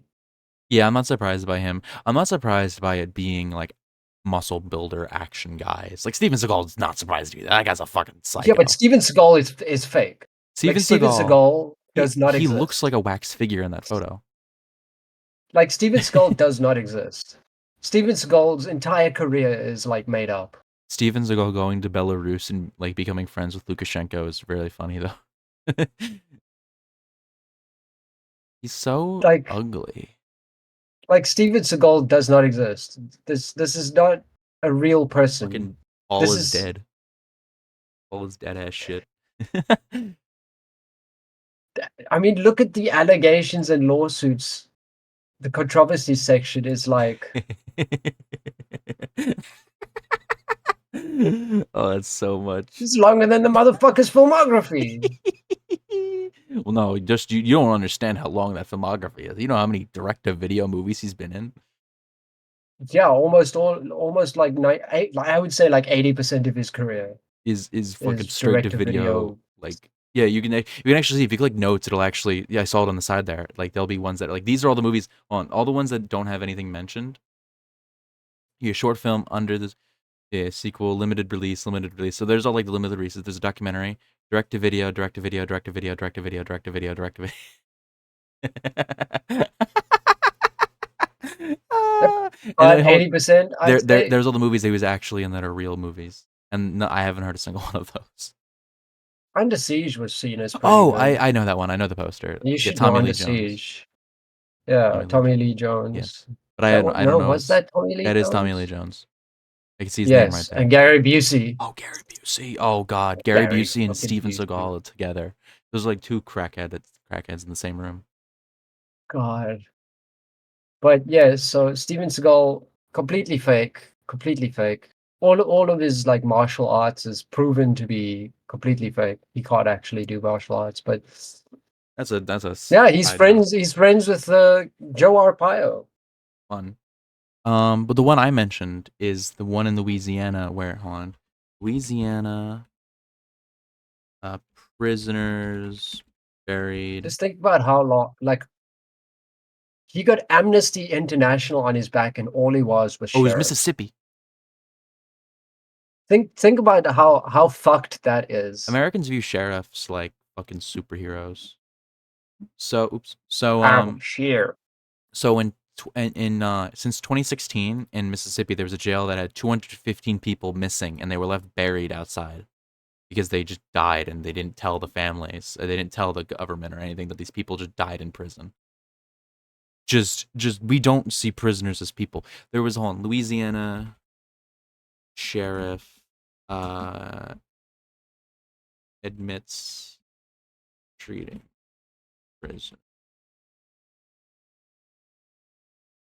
The sheriff of Louisiana Parish is under fire for lamenting the scheduled release of prisoners in terms that critics said underscored the exploitation of inmates of time and evoked slavery. The remarks by Sheriff Stupider came near the end. Hold on, let me actually get the quote because it's in here somewhere.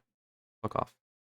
Um, in addition to the bad ones, uh, and I call these bad. In addition to them, they're releasing some of the good ones that we use every day to wash cars, to change our oil in our cars, to cook in the kitchen, to do all that. Where we save money. Well, they're going to let them out. Like he's upset that they're letting their slave labor go. Like we don't see prisoners as people in this country.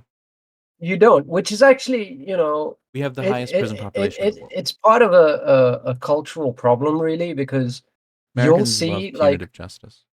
there was a time where I would like hang out with family and stuff, and they would watch those compilation videos. It's all AI now on YouTube of like instant karma, Oh, my mom does that too.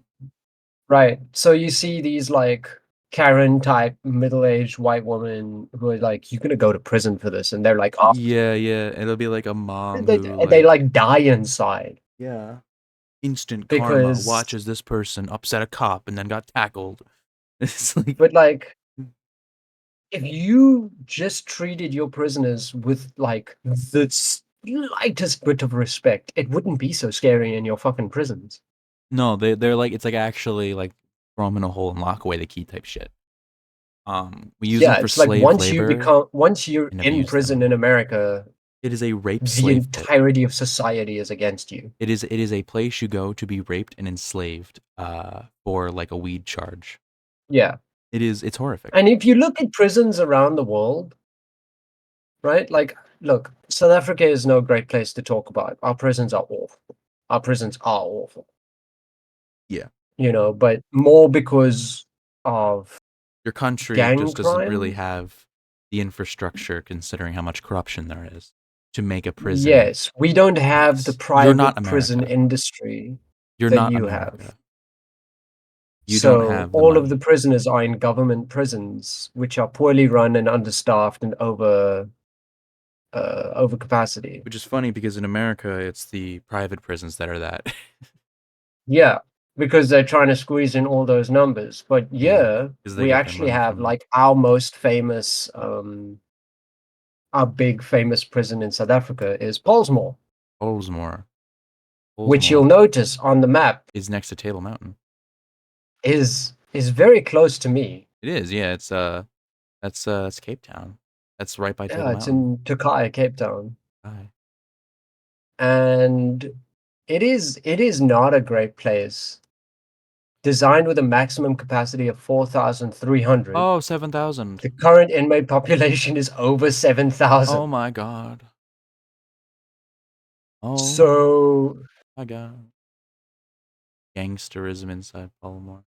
like I told you about the numbers gangs that exist in South Africa, Pollsmoor is where it's run from. The head of the 28s sits in Pollsmoor. It's very common for gangs, yeah. They pay off the cops and the wardens and shit and just run their shit. How it is in Yeah, America he too, lives at like he lives like a Rikers. king in there. He lives like a king. I remember, so this is a few years ago, so I don't know if it's still the same guy, but they had one of those British documentarians come down and go through like Pollsmoor, and he speaks to the head of the 28s. And Wow. it is one of the most disturbing fucking interviews. Because aside from like what the guy does now, right? Yeah. Do you know when he was arrested? I'm gonna guess early 2000s. He was arrested in the 80s Oh my god, that's at the age of 14. oh. You have like an He's been actual in supervillain. Pollsmoor That's like since 14. that's like the actual kingpin right there. No, no, that's a fucking child they put in there. I know. His sentence was only meant to be like a few But like years you and have this child who now runs the fucking gangs in Cape biggest Town. gangs because of the fact that Fucking he was put into a prison the fucking actual supervillain origin. at 14. He was 14 years old and they put him in Pollsmoor and they basically threw away the key. He's in there permanently. That's What he's done in Pollsmoor, like they'll never let him out. yeah, my god. And he doesn't want to come out. He's like, I live here.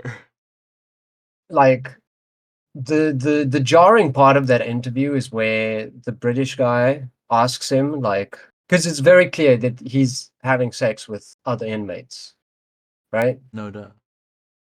But obviously not consensually.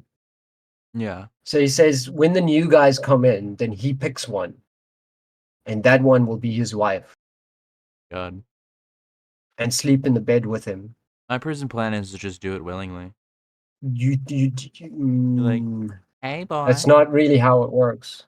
you tell him, Joe, go. And it's like, You're gonna have to find like Joe Gorilla so nobody else Joe, gets at you. you get him, Joe Gorilla. Yeah, I fuck up all the dudes for you. Like this big 7 foot Italian guy. My name's Joe Gorilla. From Newark. I'm Joe Gorilla from Brooklyn.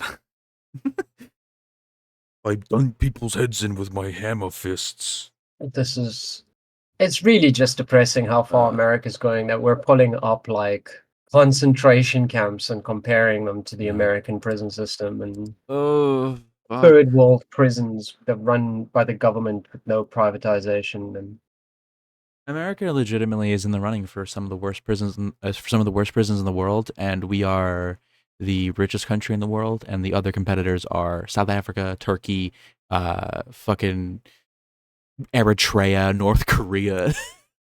look, Pollsmoor's bad, right? Pollsmoor's bad. I actually had a family member in Pollsmoor, by the way.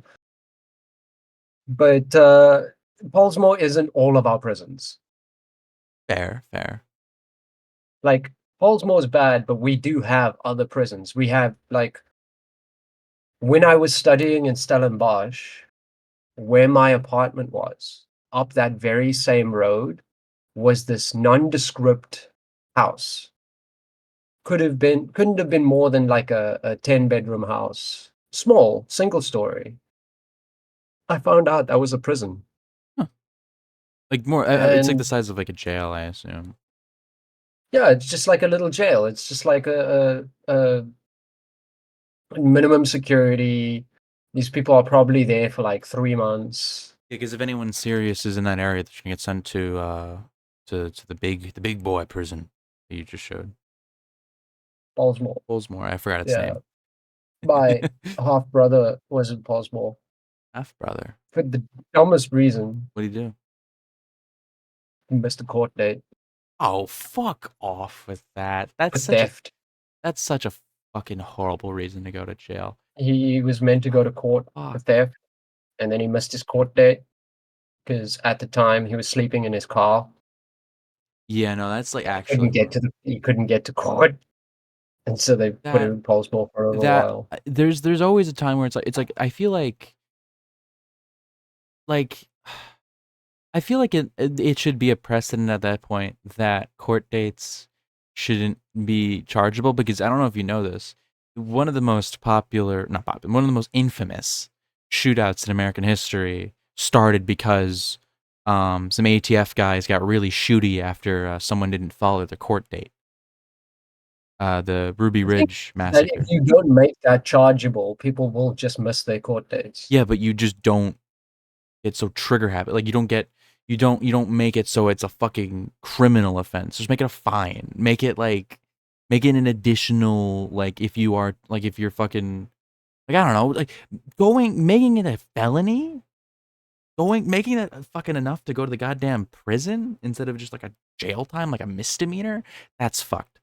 Cuz like people because like when you make something a felony, it's handled with more roughness. That's why that shootout happened is because the guy was a piece of fucking shit Nazi, who was like friends with Aryan Brotherhood. He was living off on his own, and he didn't have a This, mailbox or anything. you know what you're saying, it makes it sound like this guy was liable to get shot any day Well, anyway. no, because what happened was the ATF. He was out with his son and his dog, and the ATF just shot his dog, and then his son, and killed his son, and then he ran into his house, shot at cops. They shot his wife and child again, like a different child, and then like the only people who survived was him and his daughter, and he was arrested. So like that one was entirely on the ATF. It's actually what led to Waco That also. that actually does sound like it's entirely on the ATF. That you know I'm just pointing out that they if you're he friends was a with the Nazi. KKK and you're a He neo-Nazi and was all a piece that, of like shit. He deserved to go to you're jail. at some point gonna get shot at. He was deserving to go to jail, but they did just kill his family because they were the fucking ATF, and they're like as bad as the Aryan Brotherhood. I'm not gonna lie. In terms of like being thuggish brutes, the ATF is as high as it goes. Because you also have Waco, where they had like a cult guy who was raping women, and instead of saving everyone, they burned them all to ash because the ATF wanted to show that they weren't that bad after Ruby Ridge, so they fucking burned the building down and melted children.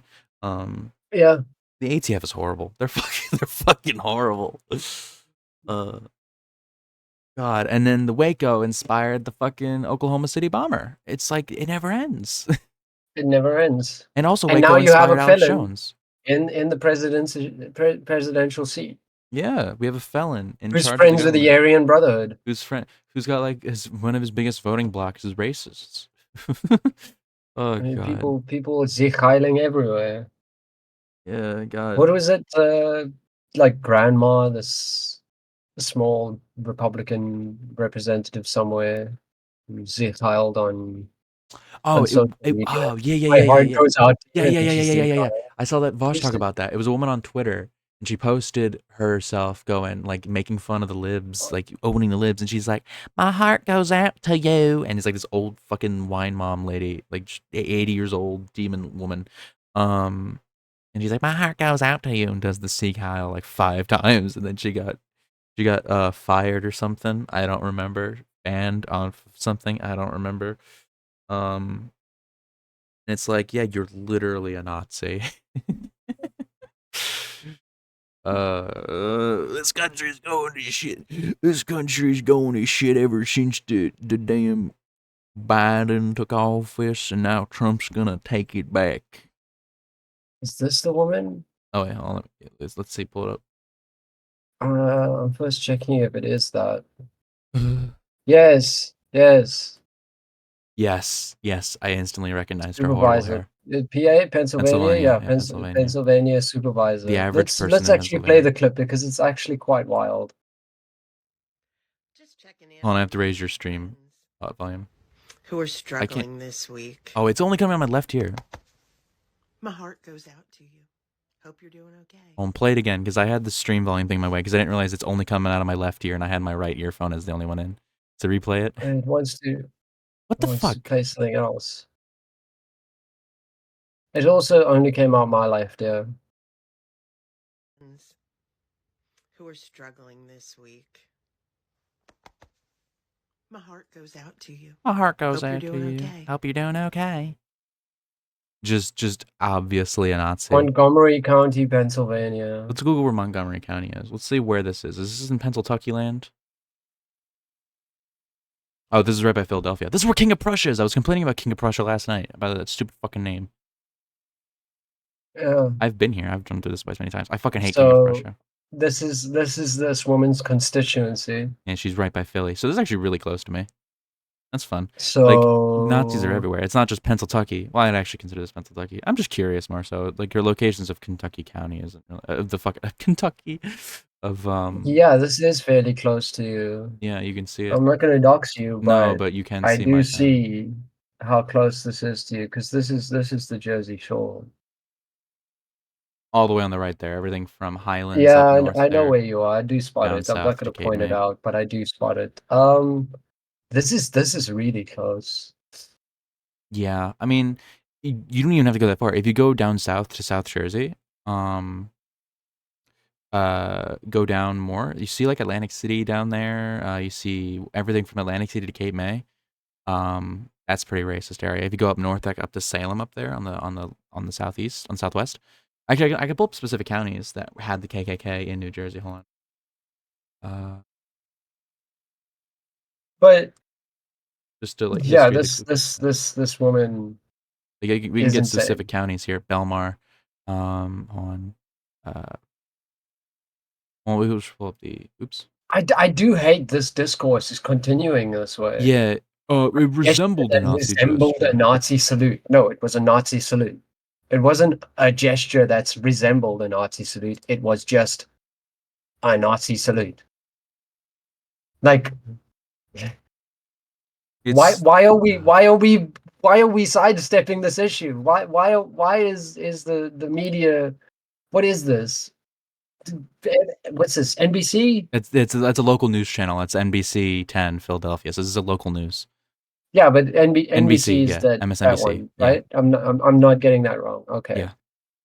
NBC is using words like resembled Yeah. a Nazi.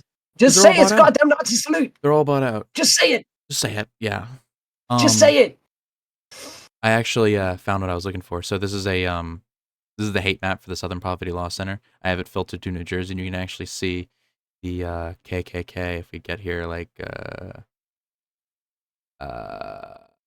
they're here. So here they are. Moms for Liberty. They're active there. But hold on, if we go back to 2000s. Oh, what do I do? Yeah, 2000. This should have the. Yeah, now they're changing. Yeah, now we're back to 2000. So this is when most of the KKK was still around. We can probably find the specific county. Well, like it just says statewide. This is what I want. Gays against groomers. I wanted specific counties being shown because there are specific counties that were more active than others, including the county I'm in. I guess I probably shouldn't show it then because it'll lower me down. But yeah, no, you're stepping into dangerous territory. But I mean, I'm just trying to show that the like discourse it's we're half at of New now, Jersey. right? Like when it comes to like where the racist people are, go to any like rural county or like county that I mean, I shouldn't say that because New Jersey doesn't have a rural county. Every county in New Jersey is an urban county. But like the rural areas, like parts where it's like a suburb or small town, that's where all the racist people are going to be. The more of a city you're in, the more likely of a chance that everyone there is going to be less racist. Not no racism, obviously, but less racist. Like if you live in New York City, there's less of a chance you're gonna. I mean, there's a lot of people there, but the less people in New York are racist than people living in fucking bumfuck Kentucky or bumfuck Iowa. You know, Yeah, like it's just yeah, God. This shit never fucking ends. it This never is ends. this is the discourse of it now. We're like, did you hear about the Jon Stewart situation? He said Josh something Hawkins as like we well. shouldn't jump to every conclusion being So like we that they're shouldn't fascists. call them Nazis or fascists every time they do something because it somehow obfuscates I actual understand. Nazi or I fascist understand things. the point. I would have agreed with this if it was 2016 when not everything that was going through was explicitly fascist, but what's happening now, pretty much everything is explicitly fascist Nazi stuff. So I think Jon Stewart, what program is he with? Is he independent or is he with a program? Is he with a channel? Is he with like a news channel? He's not with a news channel. His biggest link to media is Comedy Central. Okay. That can itself be enough of a muzzle because that's where Trevor Noah was, and he also would be like, I remember him doing stuff where he would constantly talk about like fucking walking the line. He was on Comedy Central, right? I remember I remember when the October 7th stuff started. I remember my professors fucking showing us so much shit on Israel and Palestine because the schools had to show it and stuff. Like the colleges and stuff were like, well, we got to show this because, our donors want us to show it. So I remember one of the stuff they showed was Trevor Noah, where he made the most fence sitting video I have ever seen in my entire life, where he was like, yeah, Palestinians die all the time, but they also hurt Israeli people. So it's like, I feel like maybe, I don't know if he did that with Comedy Central or not. I'm kind of ranting and rambling. So here's the thing, right? Please interrupt me. Number one, number one, Jon Stewart is just factually wrong. Yeah. Jon Stewart is just factually wrong. I think, look, I also did a lot of throughout history, like a lot of the Jon Stewart fanning. So have I. I mean, if you go back to like 9/11 and his speech on the Daily Show after 9/11, still one of the greatest TV moments in American history. Mhm. But I think there came a point where Jon Stewart got so big that he became like a mouthpiece more than an actual ideologist, if you get me. Yeah. Like he kind of got into the groove of saying the same thing instead of having like an ideology to Like stick he's not by. pushing actual boundaries anymore.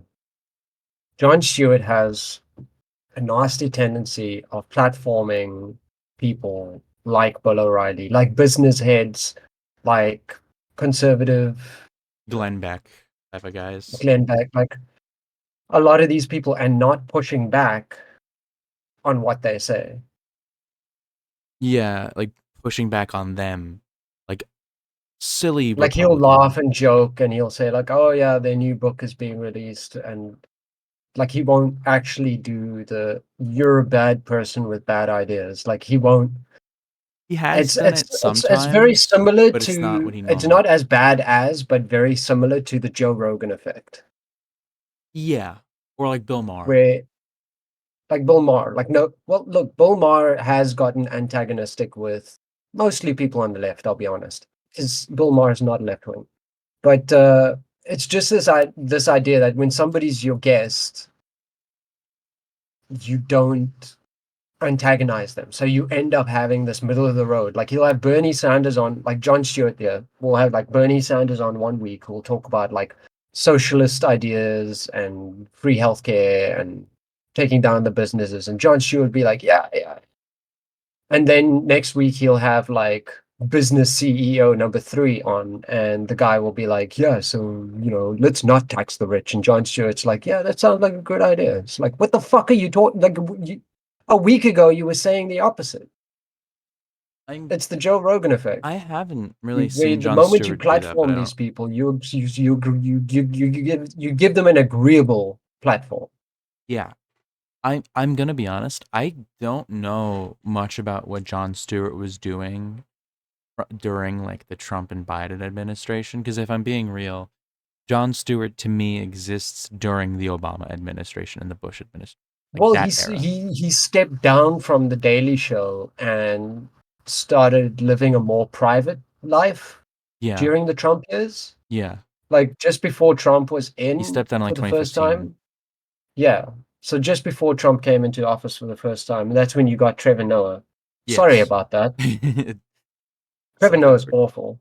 As a South African, I don't think he's funny, and He's he's not. not the I greatest don't like him. representative Like I said, for South Africa he either. made the most and sitting video on Israel and Palestine I've ever seen. Some real fucking hardcore fence sitting. Yeah, but that's because Trevor Noah is not A real person? like, I don't know if you've ever seen any of his stand up. No, I haven't. I don't want to subject myself to watching Trevor Noah stand up. So at some point, we should just see some of it. I will show you some of it, not now. You'll get copyright struck. But he's the type of comedian who will like accent humor. Oh, yeah. Like think about what level of it you are on if you're doing accent humor. And he's doing it like this was before he was on the Daily Show. He was obviously a South African comedian. He Yeah. performed and did his stuff on South Africa and on South African politics, and he would mock the president's and political people's accents because a lot of them are not native English speakers. And I just Yeah. find that humor is incredibly problematic on its That face humor only works when you have when you're like racist. well no, I was gonna say that humor only works when it's clear that the person who's saying these things has a cultural understanding of what he's talking about, typically given by being raised in that culture. So like That's if the you're thing. He he was. was, but also if you're just bad at it, you look racist as hell. And I'm assuming Yeah, but Trevor Noah was just bad at it. he is very bad at it because he like there's different styles of humor, right? But Yeah. what he fails to do is have any flow. Like if you've seen, I've shown you clips of like George Carlin. Yeah. And George Carlin, he has a flow, he has a way of speaking that no matter what he's saying, whether it's the joke or the reality of the fact, keeps you intrigued. Yeah, because he talks like you're talking away that gets your fucking Trevor Noah will spend 10 minutes on an accent joke that just keeps running on, isn't the accent funny? yeah, like you're supposed to lead your way of speaking into like getting yourself anticipated for something. The point that even sometimes speaking normally and just saying normal statements are itself the joke because you're leading it along this like delivery pattern. And if you don't have that like delivery being like led up to, if you're not like intentionally speaking in a certain way that's like But leading that's the to a thing, point, is that you're just fucking boring. there is no point. The Yeah. accent is the joke, Yeah. which That's means it's yeah. just 10 minutes of waffling on, isn't that funny? Ha ha, look, here's another word that's funny in that accent. Ha ha, isn't that funny? Like, here's another word. Like, it doesn't, there is no point to be made. Yeah, no, that's that type of comedy sucks. And that's what I mean by like not culturally informed or like there's no appreciation for like there's no like acknowledgement of what he's doing as like he's just doing like a racist like look at the funny accent haha. Yeah, like, if, Whereas like like, the only good comedy, yeah I believe, really, really, like, truly good comedy shouldn't be dependent on the race of the comedian.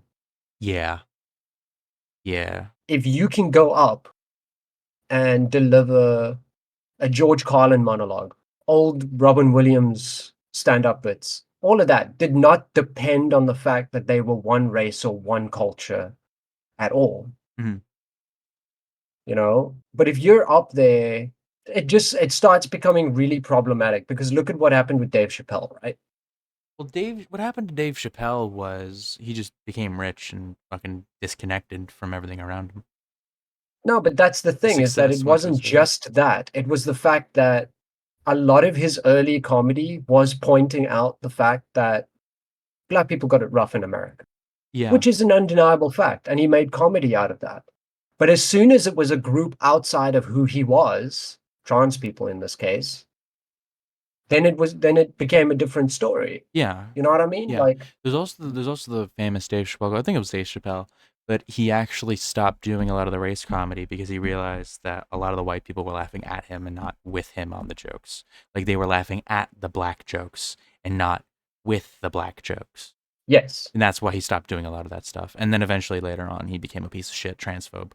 So yeah, if the comedy depends on the culture or something of the comedian, then you're not really making purely good comedy, are you?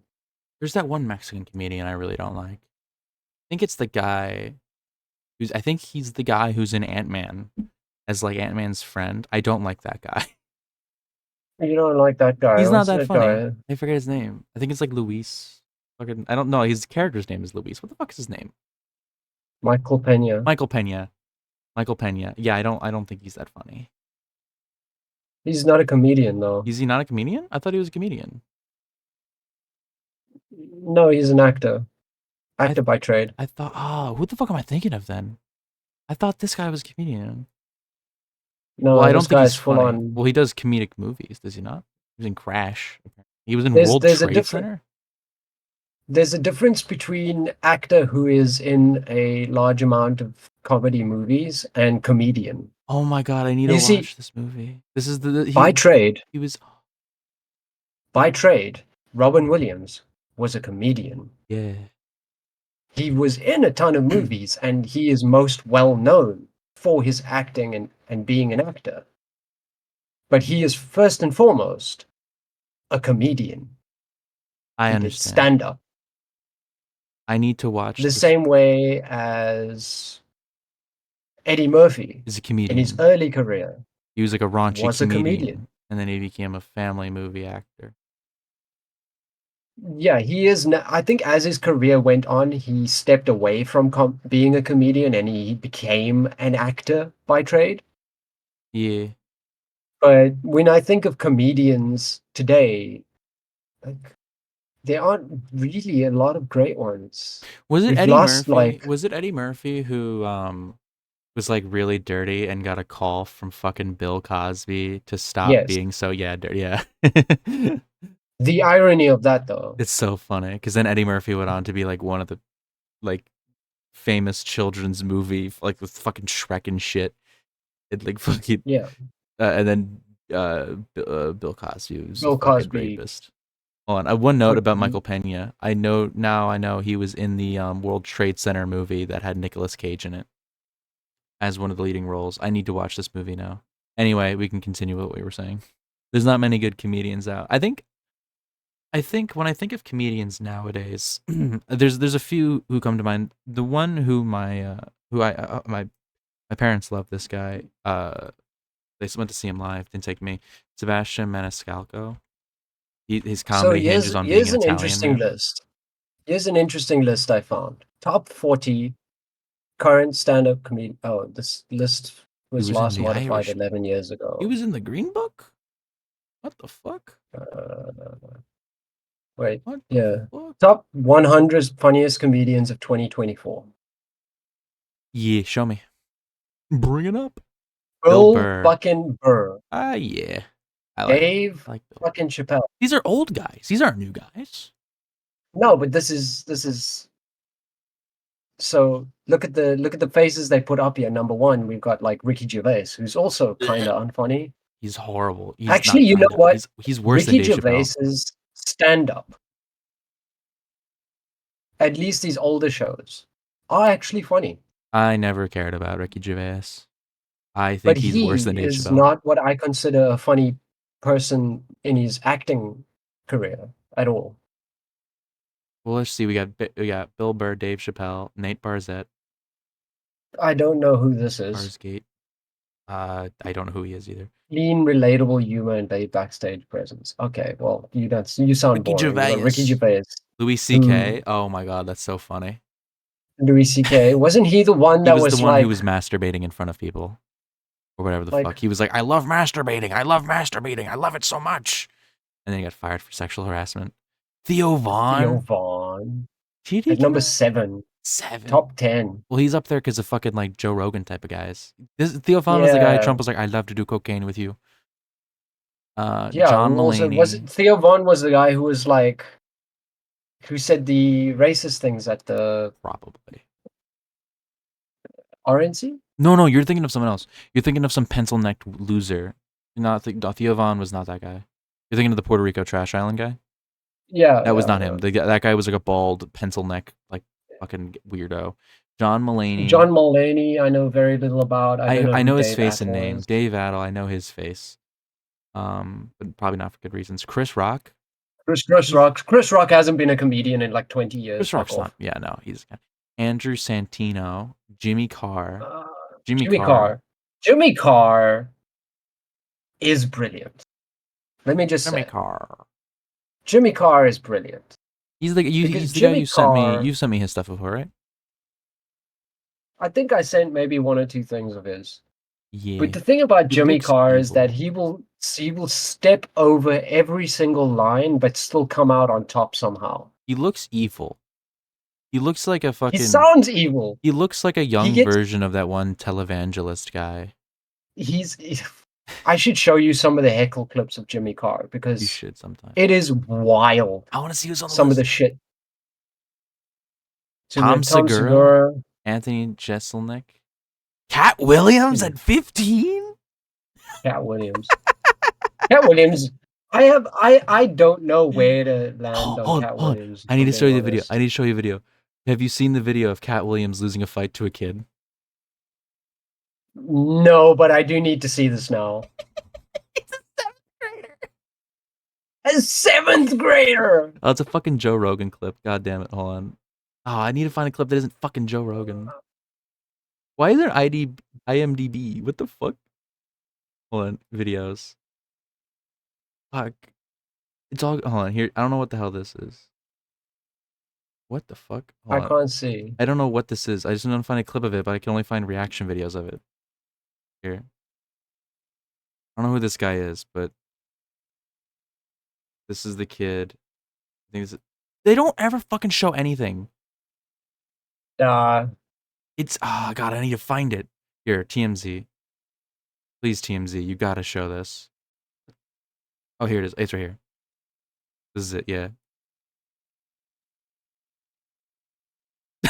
Cat Williams did the first punch too. He got tackled to the ground.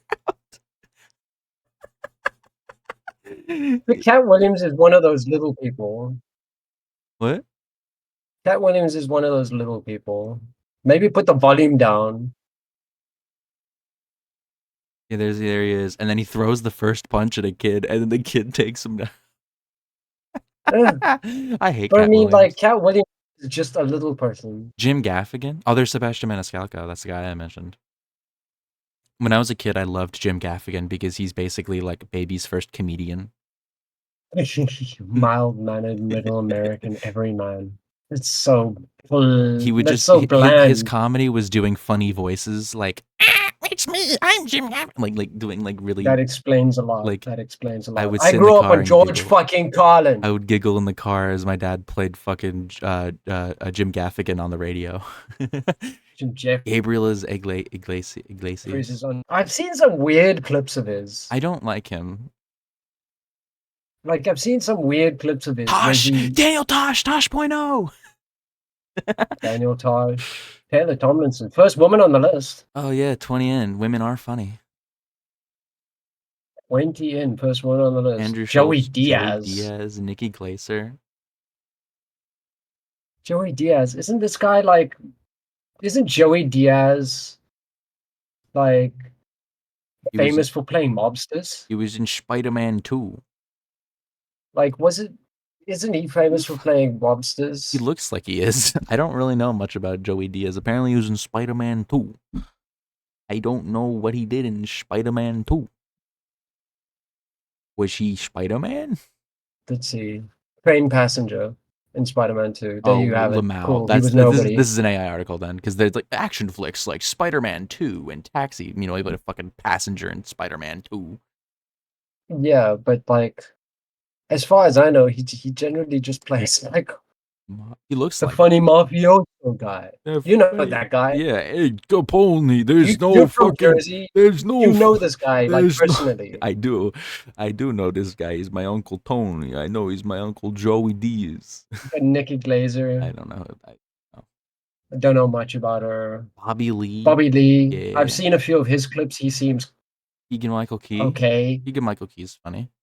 Key and Peele. I didn't know he did stand up. Key and Peele.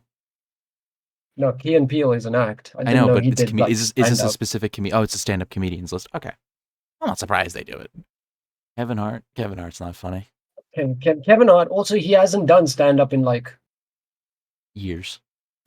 years He's not at funny. all. Also, he's not funny. He's not funny.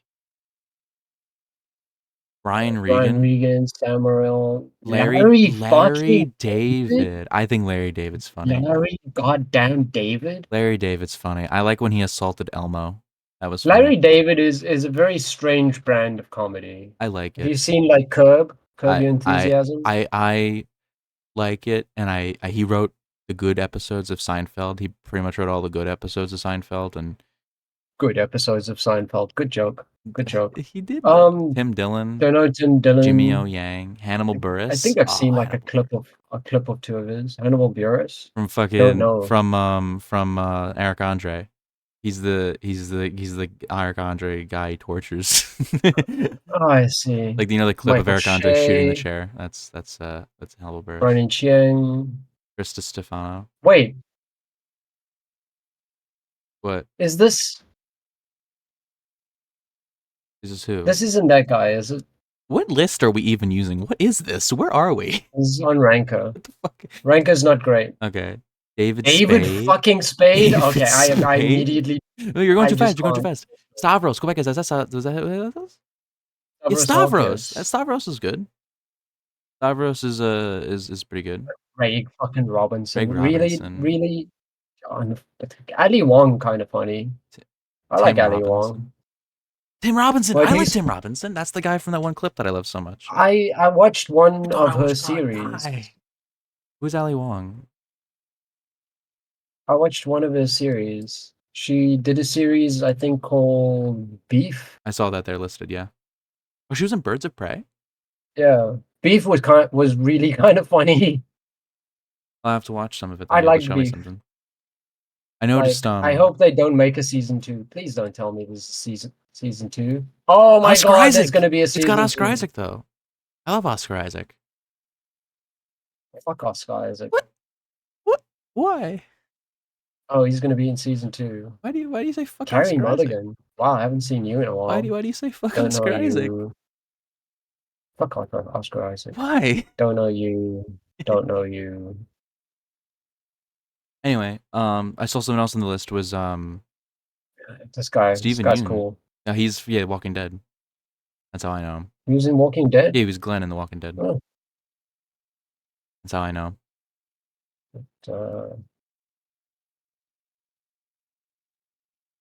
I already forgot who the person By the way, was.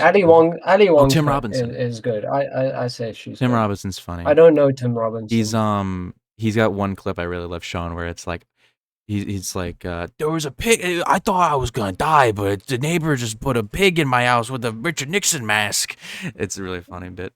I should show you. Oh, yeah. Bert Kreischer. His whole thing is that he has no shirt on. He's not funny. He's for like dads. He's like a dad comedian. Oh, he's a dad comedian. He's a dad comedian. Pete Holmes. Bo Burnham this low? Two people Why I does don't Bo know. Burnham look like Jesus? Bo Burnham just does kind of look like Jesus here. White Jesus, not OG Looks like Jesus. AI Jesus. AI Jesus. There we go. AI Jesus. Papa, I don't know this motherfucker. I Mike don't know this Birbiglia. motherfucker. Jerry Seinfeld. He would have been Jerry so much better. Seinfeld I hate is Jerry not Seinfeld funny. so much. I love the Seinfeld show, not for Jerry Seinfeld. I hate Jerry Seinfeld. Like Jerry Seinfeld is actively unfunny to me. He is so unfunny. Like Trevor Noah. Which is why Aziz Ansari, he's like weird. okay. He had some weird stuff about him recently. Sal Volcano. I love him. Practical Jokers. That's a fun show. I didn't know he did stand-up, though. Singer. I saw a clip Another of her woman I on thought the was really unfunny. Colin Quinn. En Jong Ken Jeong, from Community. who by trade is actually not an actor or a comedian. He is a doctor. That's fun. So Fix your fucking list. medical degree. That's pretty impressive. Yeah, one of his first roles, like one of his first roles given to him in any capacity in a movie, I think, was like Harold and Kumar, where he played a doctor Fun. because he was a doctor Fun. and also kind of funny. Nick I don't think Kroll. he's funny. Oh, Nick Kroll. Nick Kroll. That's the big mouth guy. That's the big Yeah. mouth writer. Ray Ray Romano. Romano. Still? Like, really? Jeff Foxworthy! How are you even on this list? I don't know. Who the fuck is talking about Ray Romano? and, like, Everybody loves Raymond. Jeff Foxworthy. You just skipped right past Jeff Foxworthy and didn't even mention him. Are 'cause I you don't know much smart? about him right He's like the you might be a redneck if you love eating your wife. You might be. I think he's dead. Is it Jeff Hilarity. Foxworthy dead? Hilarity. Hold on, can I Google Chris this? Tucker. He's not funny. Chris Tucker's also not funny. Isn't he dead? I gotta see if Jeff Foxworthy's dead. No, he's not dead. Who the fuck died recently that I was thinking of? David Cross. So that like David- weird, awkward American David humor. Cross is the guy in the Alvin and the Chipmunks movies who steals the chipmunks. That's all I know him for. Sarah Silverman. Patton Oswalt Yeah. is fun. At number 64 is a bit sad, but You know- Sarah fucking Silverman. You know- I do like me some Sarah You'll have to Silverman. send me some clips of her. Patton Oswalt, really funny thing about him, I did not expect him to be in Blade Trinity, and then I did not expect to see him dead on the floor in Blade Trinity. I never expected to see Patton Oswalt dead, and now I have. It's a sad thought, isn't it? It is a sad thought. He's such a jolly little man. He is just a jolly little man, and he tells one of my favorite Hollywood He's inside such a jolly stories little ever. man. You know I do think I have mentioned it on the podcast, but Maybe. the story of Harrison Ford Oh yes, when he was a limo driver. in the limo with the pot. Yeah, with the potball. Yes. Patton Oswalt was the limo He's driver. just a jolly little man. Blade Trinity was actually one of his first movies. I think it was before Ratatouille, which is, I think, where he got a little more recognition because he played the main character. Ratatouille. I do like Patton I Oswalt. like Patton. He's a jolly little I don't know man. much about him as a person, but it also He seems seems to because just he be a doesn't guy. do anything egregious. He's a guy who just had a big He- break and is just happy for it. Sharp wit and cultural references. Like he's just a quick, sharp He's just guy. nice. He's a funny guy. He's a funny guy. I don't know. Where do you like? Where I do don't you know land much on about. Sarah I don't know much about her. Silverman? You have to show me some stuff of her. She's wild. She's absolutely wild. Kathleen I don't Madigan. know Don't know Kathleen who that is. Madigan. Doug Stanhope. I don't know who the hell that is. Doug Harry Stanhope. Schaefer. Man, like Harry scary. Schaefer. He's got I a know very Harry. sharp chin. Hosts the Skeptic Tank podcast. Hosts the Joe podcast Rogan. Hey, Punch Joe Drunk Rogan Sports. guest. Keep going. You know, Jeff Ross. Jeff Ross. I don't. Oh right, this is the roast guy. He's also unfunny.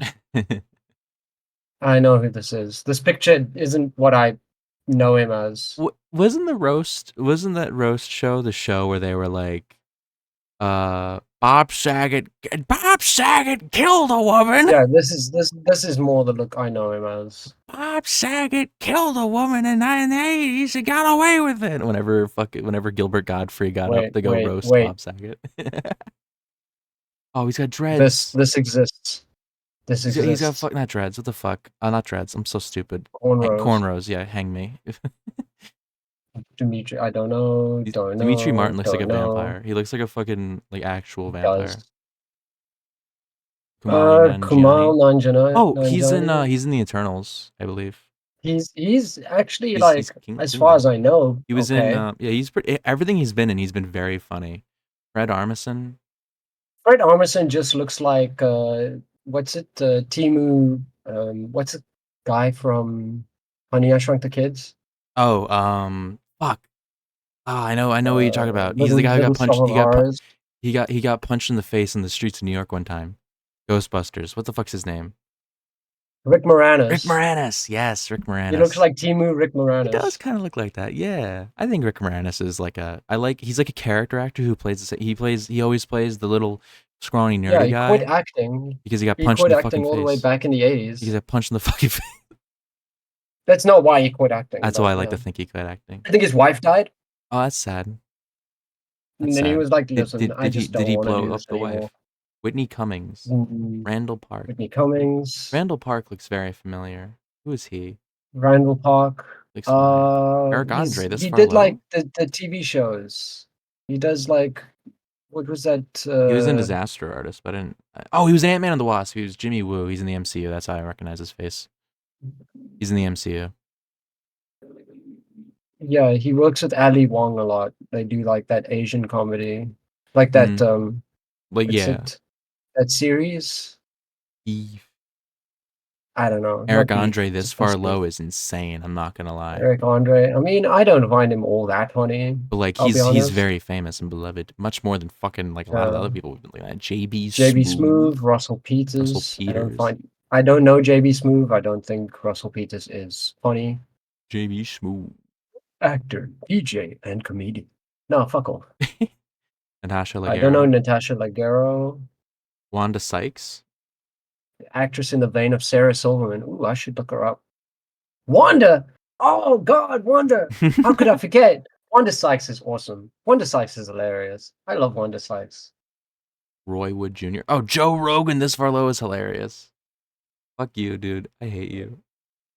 Joe Rogan. The fact that he's on this list is kind of He is a sad stand-up though. comedian. At all. I apologize No. though. No, he is. He is He from is not. Jersey. He is from Jersey. I He apologize. is not a stand-up comedian. He's from Jersey. He's from He's Newark. he's the host of Fear But Factor. yeah, he was. But he also is a stand-up comedian. He was a stand-up I still comedian. remember one of the first clips I Doesn't he have saw hair in of that Joe show? Rogan. He had hair. Let me pull up. That's why I never recognized him whenever I watched Fear Factor. And then later on, I was like, why do I feel like this guy's familiar? And it's because he fucking had hair in Fear Factor, and I never recognized it. Because his look in Fear Factor was so sharply Yeah, no, different. I would never know this guy was Joe Rogan if you showed me him today. Like his Fear Factor days were like very different. Like, hey, eat this bug. But I remember one of my first clips of Joe Rogan outside of Fear Factor that I saw was of him smoking weed backstage with Slipknot. What? I'm like, the guy from Fear Factor really Slipknot?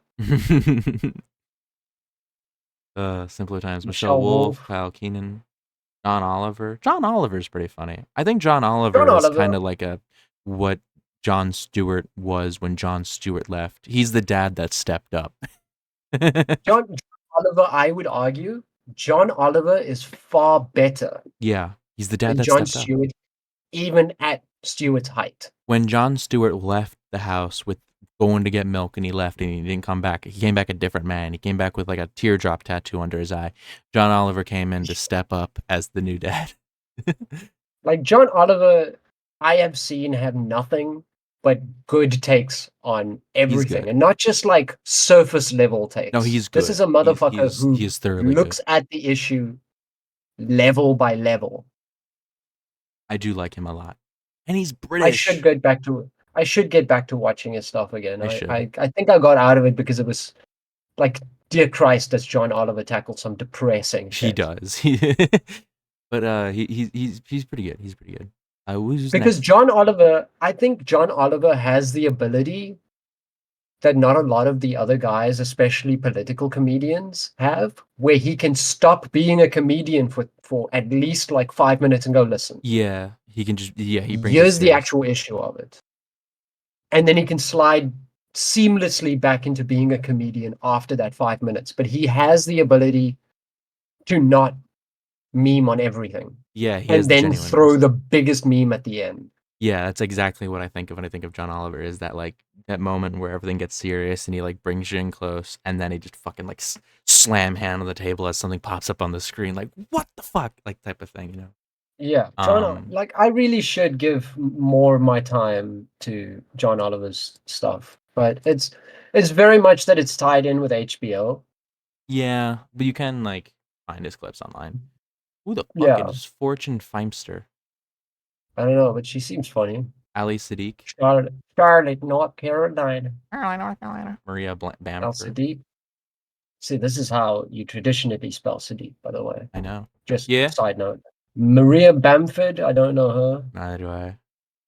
Joel Joel McHale. McHale. He sounds really familiar. Who the fuck is he? Can you click on his thing? See what it says? Community.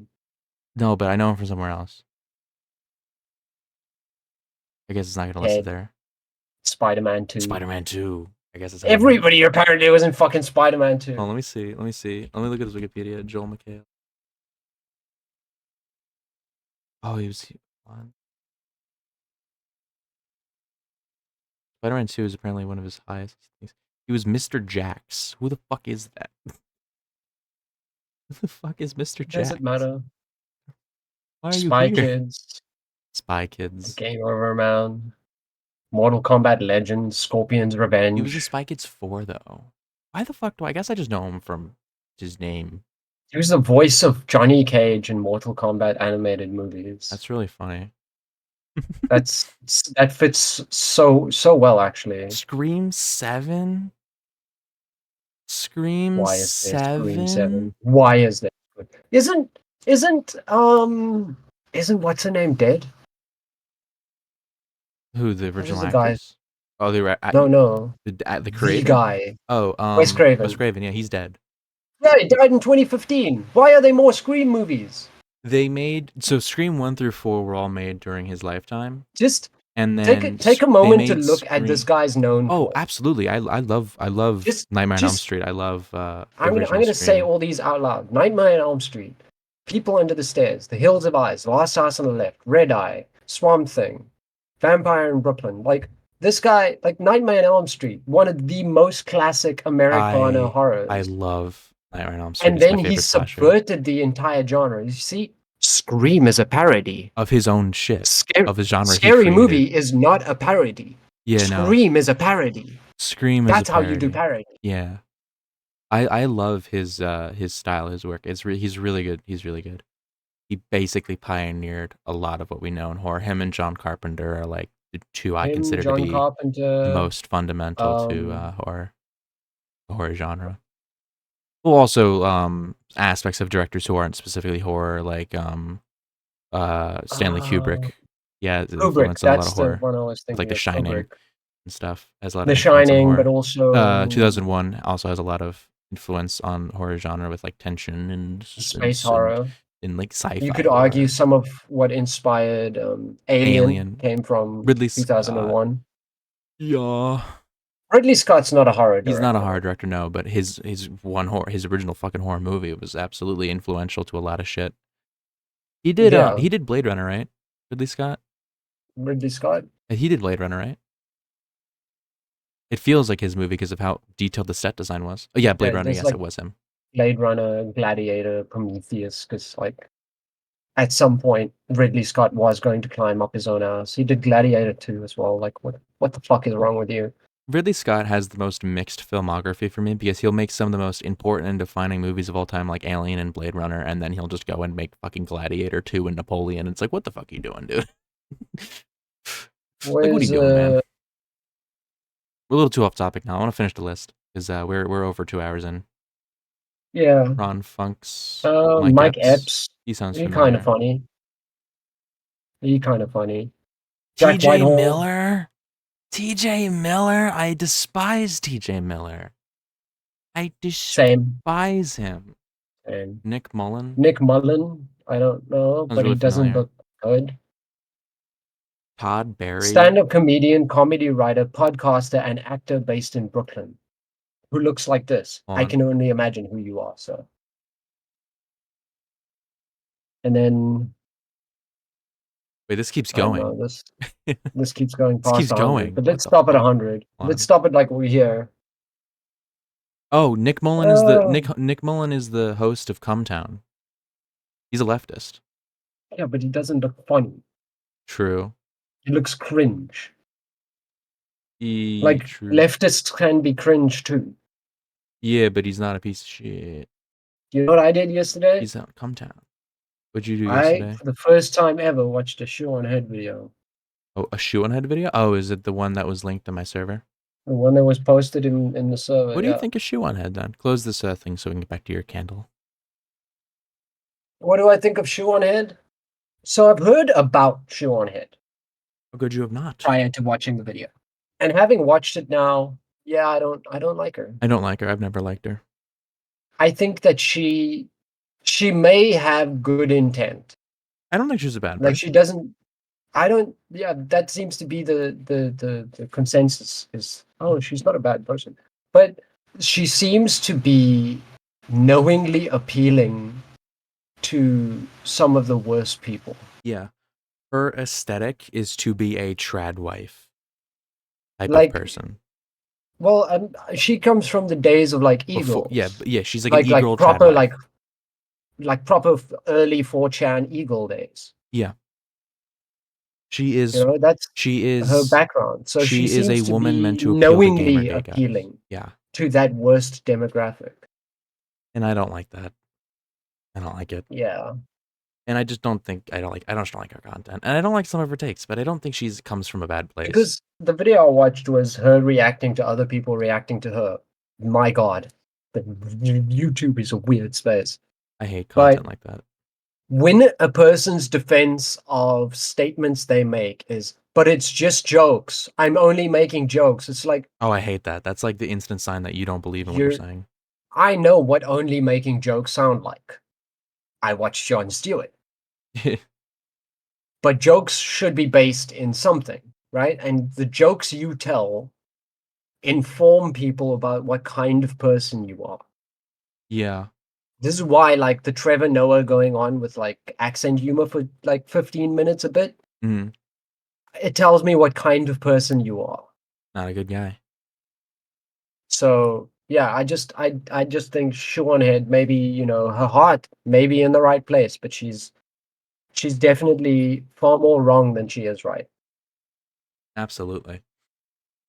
She's just not that good. I remember there was a huge thing back in the day with her being really like I remember there's a content creator I really like and I really want to recommend people go watch his stuff. Big Joel makes really good videos, and he had a little spat with Shuanhead like fucking forever ago at this point, but it just always stuck with me how Shuan the whole thing was that she was being extremely like anti-intellectual and breaking down arguments to be like, oh, like basically doing like the Twitter thing where it was like, oh, I like pancakes. That must mean you hate waffles, type of thing. She was like, I remember her doing His that. latest video, Big Joel, YouTuber. Yeah.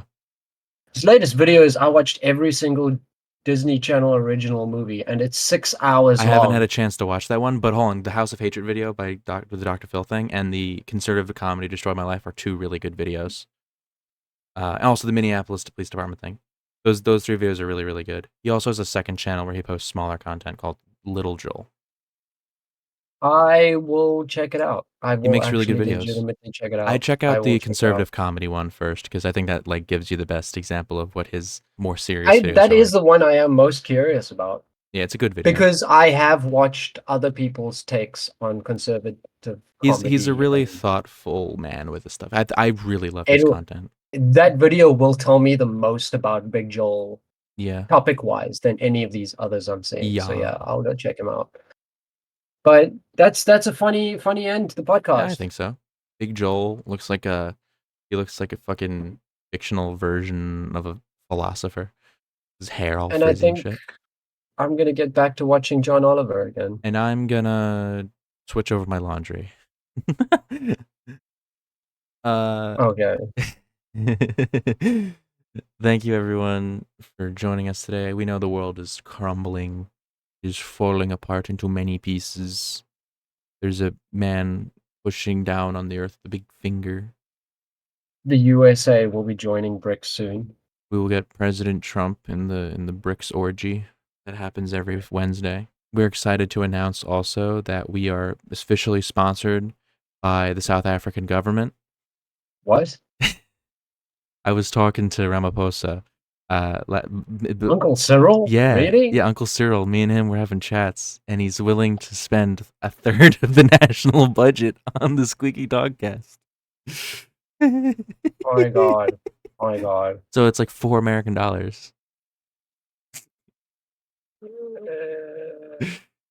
Yeah, so that means going forward, every single episode will only be about how good the ANC is. Such a tiny image. Look, it's the South African government. It's very risky. You can't show this. We're gonna lose the sponsorship. We're gonna lose the sponsorship. You can't show this. Wait, look, wait, There's wait. such tiny look. images too. He's such a happy guy. He's such a happy guy. He's such a happy He's- guy.